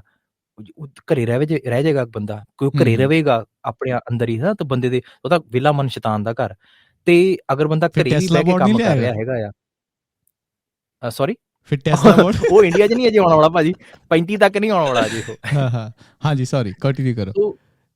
ਉਹ ਇਹੀ ਹੈ ਨਾ ਵੀ ਇੰਟਰੈਕਸ਼ਨ ਜਦੋਂ ਘਟ ਜਾਂਦਾ ਬੰਦੇ ਦਾ ਸੋਸ਼ਲ ਲਾਈਫ ਦੇ ਨਾਲ, ਤੇ ਡਿਪਰੈਸ਼ਨ ਹੁੰਦਾ ਆ। ਆਪਾਂ ਨੂੰ ਕੋਈ ਨਾ ਕੋਈ ਫਰੈਂਡ ਚਾਹੀਦਾ ਹੁੰਦਾ। ਹਰ ਬੰਦਾ ਬਿਜ਼ੀ ਯਾਰ, ਕਿਤੇ ਨਾ ਕਿਤੇ, ਭਾਵੇਂ ਆਪਣੀ ਫੋਨ ਦੀ ਦੁਨੀਆ 'ਚ ਹੀ ਬਿਜ਼ੀ ਆ, ਪਰ ਬਿਜ਼ੀ ਆ, ਕਿਸੇ ਕੋਲ ਕਿਸੇ ਪਾਸੇ ਟਾਈਮ ਹੀ ਨਹੀਂ ਹੈਗਾ। ਕਿਉਂ ਨਾ ਅਸੀਂ ਐਸੀ ਚੀਜ਼ ਤਿਆਰ ਕਰੀਏ ਜਿਹੜਾ ਕਿ ਤੁਹਾਡੇ ਫੋਨ ਵਿੱਚ ਹੋਵੇ, ਤੁਸੀਂ ਉਹਨਾਂ ਗੱਲਬਾਤ ਕਰ ਸਕੋ, ਤੁਸੀਂ ਉਹਨੂੰ ਸਵਾਲ ਪੁੱਛ ਸਕੋ, ਤੇ ਗੁਰੂ ਗ੍ਰੰਥ ਸਾਹਿਬ ਜੀ ਉਹਦੇ ਬਾਰੇ ਕੀ ਕਹਿੰਦੇ ਆ ਉਹ ਤੁਹਾਨੂੰ ਜਵਾਬ ਦੇ ਸਕੇ। ਸੋਚ ਕੇ ਦੇਖੋ, ਤੁਹਾਡਾ ਗ੍ਰੰਥ, ਤੁਹਾਡਾ ਧਰਮ ਇਸ ਚੀਜ਼ ਦੇ ਬਾਰੇ ਕੀ ਕਹਿੰਦਾ ਆ। ਅਗਰ ਤੁਸੀਂ ਚੈਟ GPT ਨੂੰ ਪੁੱਛੋਗੇ, ਉਹ ਸਿਰਫ ਜਨਰਲ ਗੱਲਾਂ ਕਰੇਗਾ। ਵਾਟ ਅਬਾਊਟ ਅਸੀਂ ਐਸੀ ਟੈਕਨੋਲੋਜੀ ਜਿਹੜੀ ਹੈਗੀ ਆ ਉਹ ਤਿਆਰ ਕਰ ਦਈਏ ਸਿੱਖੀਜ਼ਮ ਦੇ ਵਿੱਚ, ਜਿਹਦੇ 'ਚ ਤੁਸੀਂ ਉਹਨੂੰ ਜੋ ਪੁੱਛੋਗੇ ਗੁਰੂ ਗ੍ਰੰਥ ਸਾਹਿਬ ਜੀ ਦੇ ਹਵਾਲੇ ਤੋਂ ਉਹ ਜਵਾਬ ਲਿਆ ਕੇ ਦੇਵੇਗਾ। ਮਤਲਬ ਕਿ ਕੋਟਸ, ਗੁਰੂ ਗ੍ਰੰਥ ਸਾਹਿਬ ਜੀ ਨੇ ਕਿੱਥੇ ਇਸ ਬਾਰੇ ਕੀ ਚੀਜ਼ ਲਿਖੀ ਹੋਈ ਆ, ਉਹ ਤੁਹਾਨੂੰ ਸ਼ਬਦ ਜਿਹੜੇ ਹੈਗੇ ਆ ਉਹ ਪਹਿਲਾਂ ਦੇਵੇਗਾ, ਫਿਰ ਉਹਨਾਂ ਸ਼ਬਦਾਂ ਦੇ ਮੀਨਿੰਗ ਤੁਹਾਨੂੰ ਦੇਵੇਗਾ, ਫਿਰ ਤੁਹਾਡਾ ਕੁਐਸਚਨ ਅੰਡਰਸਟੈਂਡ ਕਰਕੇ ਤੇ ਗੁਰੂ ਗ੍ਰੰਥ ਸਾਹਿਬ ਜੀ ਦਾ ਆਨਸਰ ਅੰਡਰਸਟੈਂਡ ਕਰਕੇ ਤੁਹਾਨੂੰ ਇੱਕ ਆਨਸਰ ਜਿਹੜਾ ਹੈਗਾ ਪ੍ਰਿਪੇਅਰ ਕਰਕੇ ਦੇਵੇਗਾ। ਤੇ ਡਾਟਾ ਕਿੱਥੋਂ ਚੱਕਦਾ ਪਿਆ ਖਾਲਸਾ GPT? ਓਕੇ, ਹਾਲ ਦੀ ਘੜੀ ਜਿਹੜਾ ਡਾਟਾ ਹੈਗਾ ਆ ਉਹ ਓਪਨ AI ਤੋਂ ਆਉਂਦਾ ਪਿਆ ਆ। ਬਟ ਇਨ ਫਿਊਚਰ ਜਿਹੜਾ ਹੈਗਾ ਸਾਨੂੰ ਬੰਦੇ ਚਾਹੀਦੇ ਆ ਜਿਹੜੇ ਕਿ ਡਾਟਾ ਫੀਡ ਕਰ ਸਕਣ। ਬਿਕੋਜ਼ ਸਾਨੂੰ ਪਹਿਲਾਂ ਤਾਂ ਰਾਈਟਰ ਚਾਹੀਦੇ ਆ ਜਿਹੜੇ ਗੁਰੂ ਗ੍ਰੰਥ ਸਾਹਿਬ ਜੀ ਨੂੰ ਇੰਗਲਿਸ਼ ਦੇ ਵਿੱਚ ਟਰਾਂਸਲੇਟ ਕਰ ਸਕਣ। ਜਿਹੜੇ ਰਾਈਟਰ ਹੈਗੇ ਆ ਆਲਰੇਡੀ, ਉਹਨਾਂ ਨੇ ਬਹੁਤ ਸ਼ਾਰਟ ਤਰੀਕੇ ਨਾਲ ਜਿਹੜਾ ਹੈਗਾ ਆ ਇਹਨੂੰ ਰਾਈਟ ਕੀਤਾ ਆ, ਗੁਰੂ ਗ੍ਰੰਥ ਸਾਹਿਬ ਜੀ ਨੂੰ ਰਾਈਟ ਕੀਤਾ ਆ। ਤੇ ਸਾਨੂੰ ਇੱਕ ਰਾਈਟਰ ਲੱਭਣ ਦੀ ਲੋੜ ਹੈ ਪਹਿਲਾਂ ਤਾਂ। ਉਹ ਜਦੋਂ ਸਾਡੇ ਕੋਲ ਇਨਵੈਸਟਮੈਂਟ ਆਏਗੀ, ਸਾਡੇ ਕੋਲ ਥੋੜ੍ਹਾ ਬਹੁਤਾ ਫੰਡ ਇਕੱਠਾ ਹੋਵੇਗਾ, ਫਿਰ ਅਸੀਂ ਮਤਲਬ ਉਸ ਤਰ੍ਹਾਂ ਦੀ ਲੈਵਲ 'ਤੇ ਚੀਜ਼ਾਂ ਕਰਾਂਗੇ ਜਾ ਕੇ, ਜਿੱਥੇ ਕਿ ਗੁਰੂ ਗ੍ਰੰਥ ਸਾਹਿਬ ਜੀ ਨੂੰ ਪਹਿਲਾਂ ਤਾਂ ਪੂਰੀ ਰਾਈਟ ਕਰਵਾਇਆ ਜਾਏਗਾ ਇੰਗਲਿਸ਼ ਫਾਰਮ ਵਿੱਚ ਸਹੀ ਤਰੀਕੇ ਨਾਲ, ਜਿਹੜਾ AI ਅੰਡਰਸਟੈਂਡ ਕਰ ਸਕੇ। ਜਿਹੜੇ ਹੁਣ ਰਾਈਟਰਸ ਨੇ ਅਜੇ ਤੱਕ ਕੀਤਾ ਹੋਇਆ ਆ ਗੁਰੂ ਗ੍ਰੰਥ ਸਾਹਿਬ ਜੀ ਨੂੰ ਇੰਗਲਿਸ਼ 'ਚ ਟਰਾਂਸਲੇਟ, ਉਹ AI ਇਹਨੇ ਬਿਹਤਰ ਤਰੀਕੇ ਨਾਲ ਨਹੀਂ ਅੰਡਰਸਟੈਂਡ ਕਰ ਰਿਹਾ ਹੈਗਾ। ਉਹ ਬਹੁਤ ਸ਼ਾਰਟਕਟ ਟਾਈਪ ਕੰਟੈਂਟ ਉਹਨਾਂ ਨੇ ਕ੍ਰੀਏਟ ਕੀਤਾ ਆ। ਤੇ ਸਾਨੂੰ ਚਾਹੀਦਾ ਥੋੜਾ ਡਿਸਕ੍ਰਾਈਬ ਕਰ ਸਕੇ ਚੀਜ਼ਾਂ ਨੂੰ, ਹਰ ਇੱਕ ਵਰਡ ਨੂੰ, ਪਿੱਛੇ ਮੀਨਿੰਗ ਕੀ ਹੈਗਾ ਗੁਰੂ ਗ੍ਰੰਥ ਸਾਹਿਬ ਜੀ ਦਾ। ਕਦੀ ਮੈਂ ਡਾਊਨਲੋਡ ਕਰਦਾ ਹੁੰਦਾ, ਜਿੱਦਾਂ ਬਾਈਬਲ ਹੋ ਗਈ, ਗੁਰੂ ਗ੍ਰੰਥ ਸਾਹਿਬ ਹੋ ਗਏ, ਉਹ ਕੀ ਕਰਦੇ ਕਿ ਐਕਚੁਅਲ ਜੋ ਵਰਸਿਸ ਹੁੰਦੀਆਂ ਨਾਲ ਉਹਦੀ ਟਰਾਂਸਲੇਸ਼ਨ ਹੁੰਦੀ ਹੈ ਕਿ ਉਹ ਨਹੀਂ ਤੁਸੀਂ ਕਰ ਸਕਦੇ। ਜਿੱਦਾਂ ਤੁਸੀਂ ਹੁਣ ਡਾਊਨਲੋਡ ਕਰੋ ਨਾ ਇੱਕ PDF ਫਾਈਲ, ਪੂਰੇ ਗੁਰੂ ਗ੍ਰੰਥ ਸਾਹਿਬ ਜੀ ਦੀ PDF ਫਾਈਲ ਆ ਜਾਏਗੀ, ਠੀਕ ਹੈ। ਐਕਚੁਅਲ ਉਹਨਾਂ ਦੇ ਪੰਕਤੀਆਂ ਤੇ ਨਾਲ ਉਹਨਾਂ ਦੀ ਟਰਾਂਸਲੇਸ਼ਨ ਹੁੰਦੀ ਹੈ, ਕਿ ਉੱਥੋਂ ਕਾਪੀ ਪੇਸਟ ਹੋ ਕੇ ਉਹ ਡਾਟਾ ਫੀਡ ਨਹੀਂ ਹੋ ਸਕਦਾ। Yes and no. ਅਗਰ ਅਸੀਂ ਯੈਸ ਮੈਂ ਕਹਿੰਦਾ ਆ ਨਾ, ਤੇ ਅਸੀਂ ਇਹ ਕਰਕੇ ਦੇਖਿਆ ਆਲਰੇਡੀ। ਅਸੀਂ ਗੁਰੂ ਗ੍ਰੰਥ ਸਾਹਿਬ ਜੀ ਨੂੰ ਪੂਰਾ ਫੀਡ ਕੀਤਾ ਚੈਟ GPT, ਆਪਣੇ ਖਾਲਸਾ GPT ਦੇ ਅੰਦਰ, ਤੇ ਉਹ 'ਚੋਂ ਰਿਜ਼ਲਟ ਜਿਹੜੇ ਹੈਗੇ ਸਾਨੂੰ ਉਹ ਨਹੀਂ ਆਏ ਜੋ ਸਾਨੂੰ ਚਾਹੀਦੇ ਆ। ਬਿਕੋਜ਼ ਜਿਹੜਾ ਉਹ ਡਾਟਾ ਹੈ ਨਾ ਬਹੁਤ ਸ਼ਾਰਟ ਡਾਟਾ ਆ, ਤੇ ਉਹ ਸ਼ਾਰਟ ਡਾਟੇ ਦੇ ਅਨੁਸਾਰ ਅਗਰ AI ਉਹਨੂੰ ਅੰਡਰਸਟੈਂਡ ਨਹੀਂ ਪ੍ਰੋਪਰ ਸਹੀ ਤਰੀਕੇ ਨਾਲ ਕਰ ਪਾਉਂਦਾ, ਜਦੋਂ ਸਹੀ ਤਰੀਕੇ ਨਾਲ ਅੰਡਰਸਟੈਂਡ ਨਹੀਂ ਕਰ ਪਾਉਂਦਾ ਐਗਜ਼ੈਕਟ ਪਿੱਛੇ ਮੀਨਿੰਗ ਕੀ ਹੈਗਾ ਆ ਉਸ ਸ਼ਾਰਟਕਟ ਵਰਜਨ ਦਾ, ਤੇ ਉਹ ਆਪਾਂ ਨੂੰ ਡਿਸਕ੍ਰਾਈਬ ਵੀ ਵਧੀਆ ਤਰੀਕੇ ਨਾਲ ਨਹੀਂ ਕਰ ਪਾਉਂਦਾ। ਵਾਟ ਅਬਾਊਟ ਅਸੀਂ ਉਹਨੂੰ ਡਿਸਕ੍ਰਾਈਬ ਕਰ ਦਈਏ ਵਧੀਆ ਤਰੀਕੇ ਨਾਲ, ਕੱਲੀ ਪੰਕਤੀ ਨੂੰ, ਤਾਂ ਫਿਰ ਉਹ ਜੋ ਆਪਾਂ ਨੂੰ ਰਿਜ਼ਲਟ ਲਿਆ ਕੇ ਦੇਗਾ ਉਹ ਮਾਈਂਡ ਬੋਗਲਿੰਗ ਆ।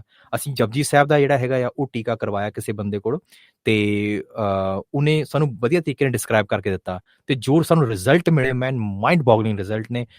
ਜੋ ਵੀ ਬੰਦਾ ਉਹਦੇ ਆਨਸਰਸ ਨੂੰ ਦੇਖਦਾ ਨਾ, ਉਹ ਬਸ ਪੁਚੱਕਾ ਰਹਿ ਜਾਂਦਾ ਕਿ ਯਾਰ ਗੁਰੂ ਗ੍ਰੰਥ ਸਾਹਿਬ ਜੀ ਵਿੱਚ ਮੇਰੇ ਕੁਐਸਚਨ ਦਾ ਕਿੰਨੇ ਵਧੀਆ ਤਰੀਕੇ ਨਾਲ ਜਿਹੜਾ ਆਨਸਰ ਕੀਤਾ ਗਿਆ ਆ। ਬਟ ਉਹ ਜੇ ਅਗਰ ਆਨਸਰ ਆਉਂਦਾ ਹੈ, ਉਹ ਸਿਰਫ ਇੱਕ ਬੰਦੇ ਦੇ ਟੀਕੇ ਦੇ ਥਰੂ ਹੀ ਆਉਂਦਾ ਪਿਆ, ਰਾਈਟ? ਕਿਉਂਕਿ ਮੈਂ ਸੁਣਦਾ ਪਿਆ ਸੀ ਕਿਸੇ ਵਿਅਕਤੀ ਨੂੰ, ਉਹਨਾਂ ਨੇ ਐਕਸਪਲੇਨ ਕੀਤਾ ਕਿ ਜਿੰਨੀ ਵਾਰੀ ਵੀ ਟੀਕੇ ਹੋਏ ਆ ਗੁਰੂ ਗ੍ਰੰਥ ਸਾਹਿਬ ਜੀ ਦੇ, ਠੀਕ ਹੈ, ਹਰੇਕ ਟੀਕਾ ਅਲੱਗ ਆ ਅਤੇ ਹਰੇਕ ਟੀਕਾ ਸਹੀ ਆ, ਅਤੇ ਜਿੰਨੀ ਵਾਰੀ ਵੀ ਟੀਕੇ ਹੁੰਦੇ ਜਾਊਗੇ ਹਰੇਕ ਟੀਕਾ ਯੂਨੀਕ ਹੋਊਗਾ ਅਤੇ ਹਰੇਕ ਟੀਕਾ ਸਹੀ ਹੋਊਗਾ।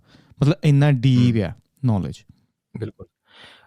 ਇਹਦੇ 'ਚ ਇਹ ਹੈ ਨਾ ਵੀ ਜਿੰਨੇ ਵੀ ਟੀਕੇ ਹੋਏ ਨਾ ਉਹਨਾਂ 'ਚ ਮੀਨਿੰਗ ਸੇਮ ਨਿਕਲਦੇ ਪਏ ਆ 99.9%। ਕੋਈ ਇੱਕ ਦੀ ਗੱਲ ਹੋਊਗੀ ਜਿਹਦੇ 'ਚ ਕੋਈ ਮਾੜਾ ਮੋਟਾ ਸਿੱਖੀਜ਼ਮ ਵਿੱਚ ਹੋਊਗਾ ਕਿ ਮਹਾਰਾਜ ਆਹ ਕਹਿ ਰਹੇ ਜਾਂ ਮਹਾਰਾਜ ਆਹ ਕਹਿ ਰਹੇ ਆ, ਬਾਕੀ 99.9% ਵਿੱਚ ਉਹਨਾਂ ਨੇ ਮੀਨਿੰਗ ਸੇਮ ਹੀ ਲਿਖਿਆ ਆ, ਬਟ ਥੋੜ੍ਹੇ ਬਹੁਤੇ ਅੱਖਰ ਅੱਗੇ ਪਿੱਛੇ ਆ ਉਹਨਾਂ ਦੇ, ਕਿਉਂਕਿ ਮੈਂ ਟੀਕੇ ਪੜ੍ਹੇ ਆ ਅਤੇ ਉਹ ਮੈਂ ਪੜ੍ਹਨ ਤੋਂ ਹੀ ਮੈਂ ਕਹਿ ਰਿਹਾ ਹਾਂ ਕਿ ਮੇਨ ਸਾਰਿਆਂ ਦਾ ਕੌਨਸੈਪਟ ਜੋ ਦੱਸ ਰਿਹਾ ਗੁਰੂ ਨਾਨਕ ਦੇਵ ਜੀ ਗੁਰੂ ਜਪਜੀ ਸਾਹਿਬ ਜੀ ਦੱਸ ਰਿਹਾ, ਉਹ ਮੀਨਿੰਗ ਸੇਮ ਹੀ ਨਿਕਲਦਾ ਪਿਆ ਉਹਨਾਂ ਦਾ।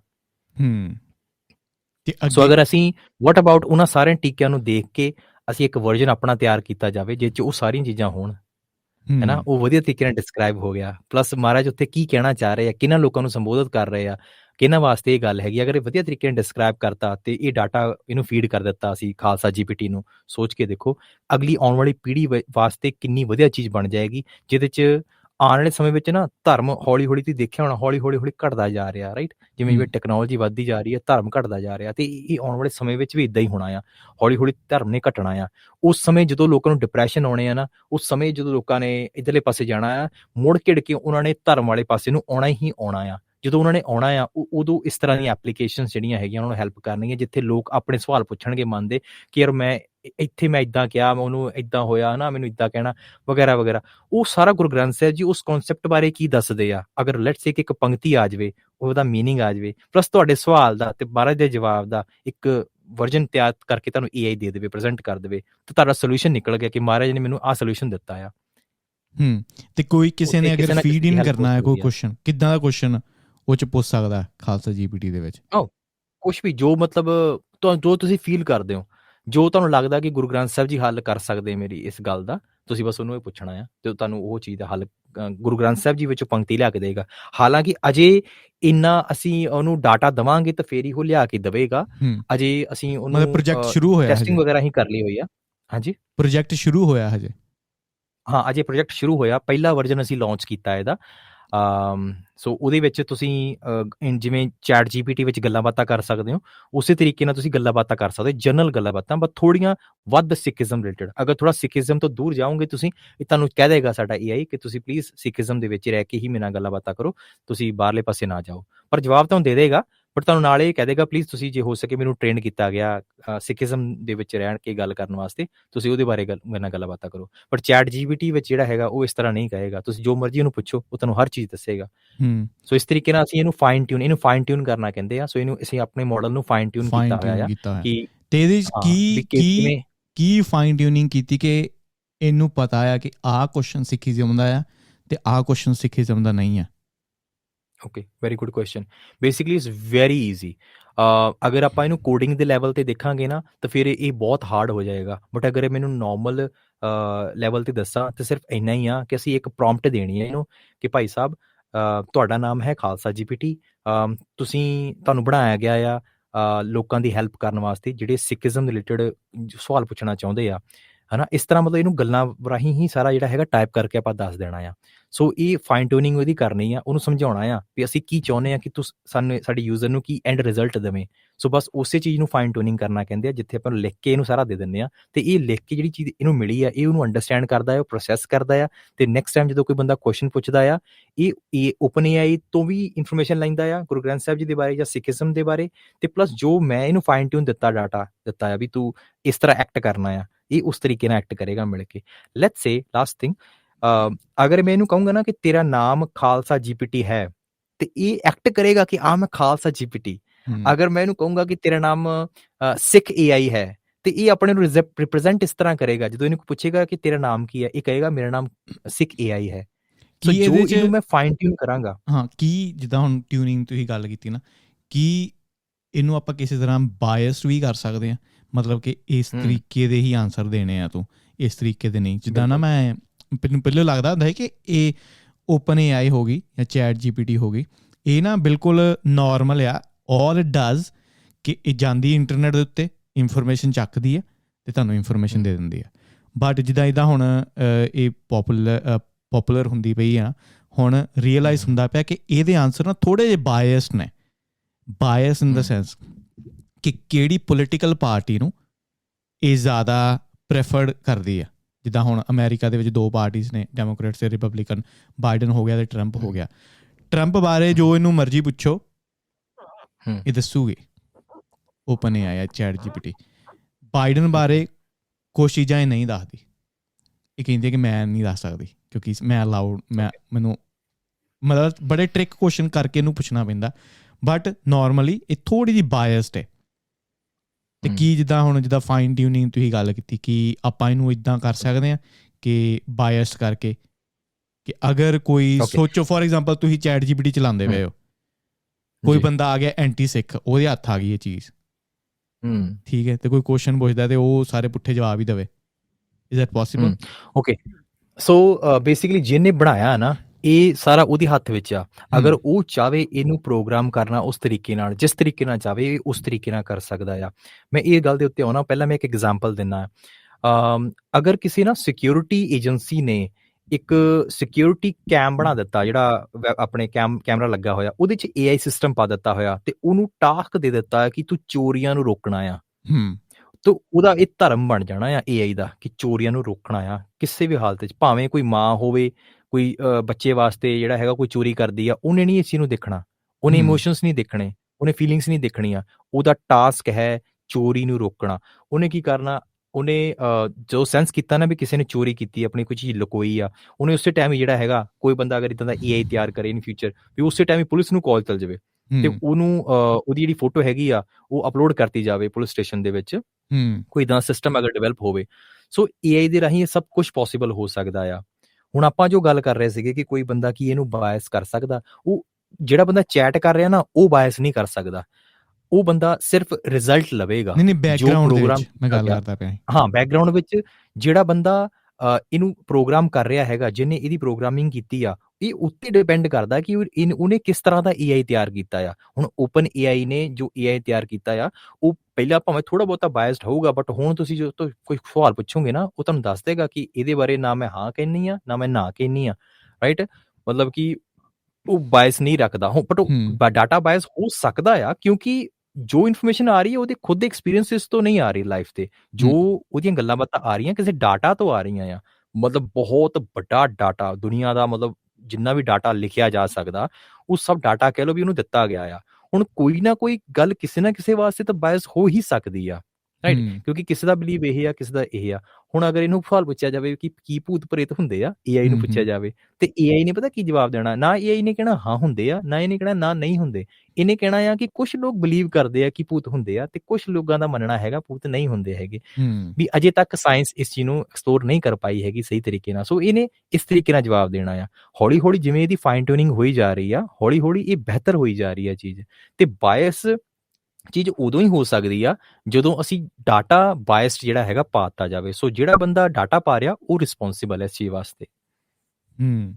ਤੇ ਇਹ ਸਿਰਫ ਖਾਲਸਾ ਤੇ ਹੀ ਕਿਉਂ ਲਿਮਿਟਡ? ਤੁਹਾਨੂੰ ਲੱਗਦਾ ਕਿ ਅੱਗੇ ਫਿਊਚਰ ਦੇ ਵਿੱਚ ਸਿੱਖੀਜ਼ਮ ਦੇ ਨਾਲ ਨਾਲ ਹਿੰਦੂਇਜ਼ਮ ਹੋ ਗਿਆ ਜਾਂ ਕ੍ਰਿਸਚੀਅਨਿਟੀ ਹੋ ਗਿਆ, ਉੱਦਾਂ ਦੇ AI 'ਤੇ ਵੀ ਤੁਸੀਂ ਕੰਮ ਕਰੋਗੇ?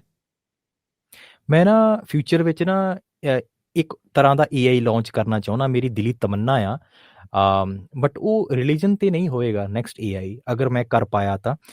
ਉਹ AI ਹੈਗਾ ਆ ਜਿਵੇਂ ਆਪਾਂ ਸ਼ਾਇਦ ਤੁਸੀਂ ਇੱਕ ਮੂਵੀ ਉਹ ਇੱਕ ਦੇਖਿਆ ਹੋਣਾ, ਉਹ ਬਲੈਕ ਮਿਰਰ, ਰਾਈਟ? ਤੁਸੀਂ ਇੱਕ ਆਪਣੇ ਪੋਡਕਾਸਟ ਵੀ ਗੱਲ ਕੀਤੀ ਸੀ ਉਹਦੀ। ਤੇ ਨਵਾਂ ਸੀਜ਼ਨ ਨਾ ਬਿਲਕੁਲ ਬੇਕਾਰ ਸੀਜ਼ਨ, ਨਵਾਂ ਸੀਜ਼ਨ ਮੈਨੂੰ ਨਹੀਂ ਪਸੰਦ। ਰੀਅਲੀ? ਬੜਾ ਬੇਕਾਰ। ਓਕੇ, ਮੈਂ ਨਹੀਂ ਦੇਖਿਆ, ਮੈਂ ਪਹਿਲੇ ਵਾਲਾ ਦੇਖਿਆ ਮੈਂ। ਉਹਦੇ 'ਚ ਨਾ ਇੱਕ ਕਨਸੈਪਟ ਸੀਗਾ ਇੱਕ ਡੋਲ ਦਾ, ਜਿਹੜੀ ਡੋਲ ਜਿਹੜੀ ਹੈਗੀ ਗੱਲਾਂ ਬਾਤਾਂ ਕਰਦੀ ਆ, ਰਾਈਟ?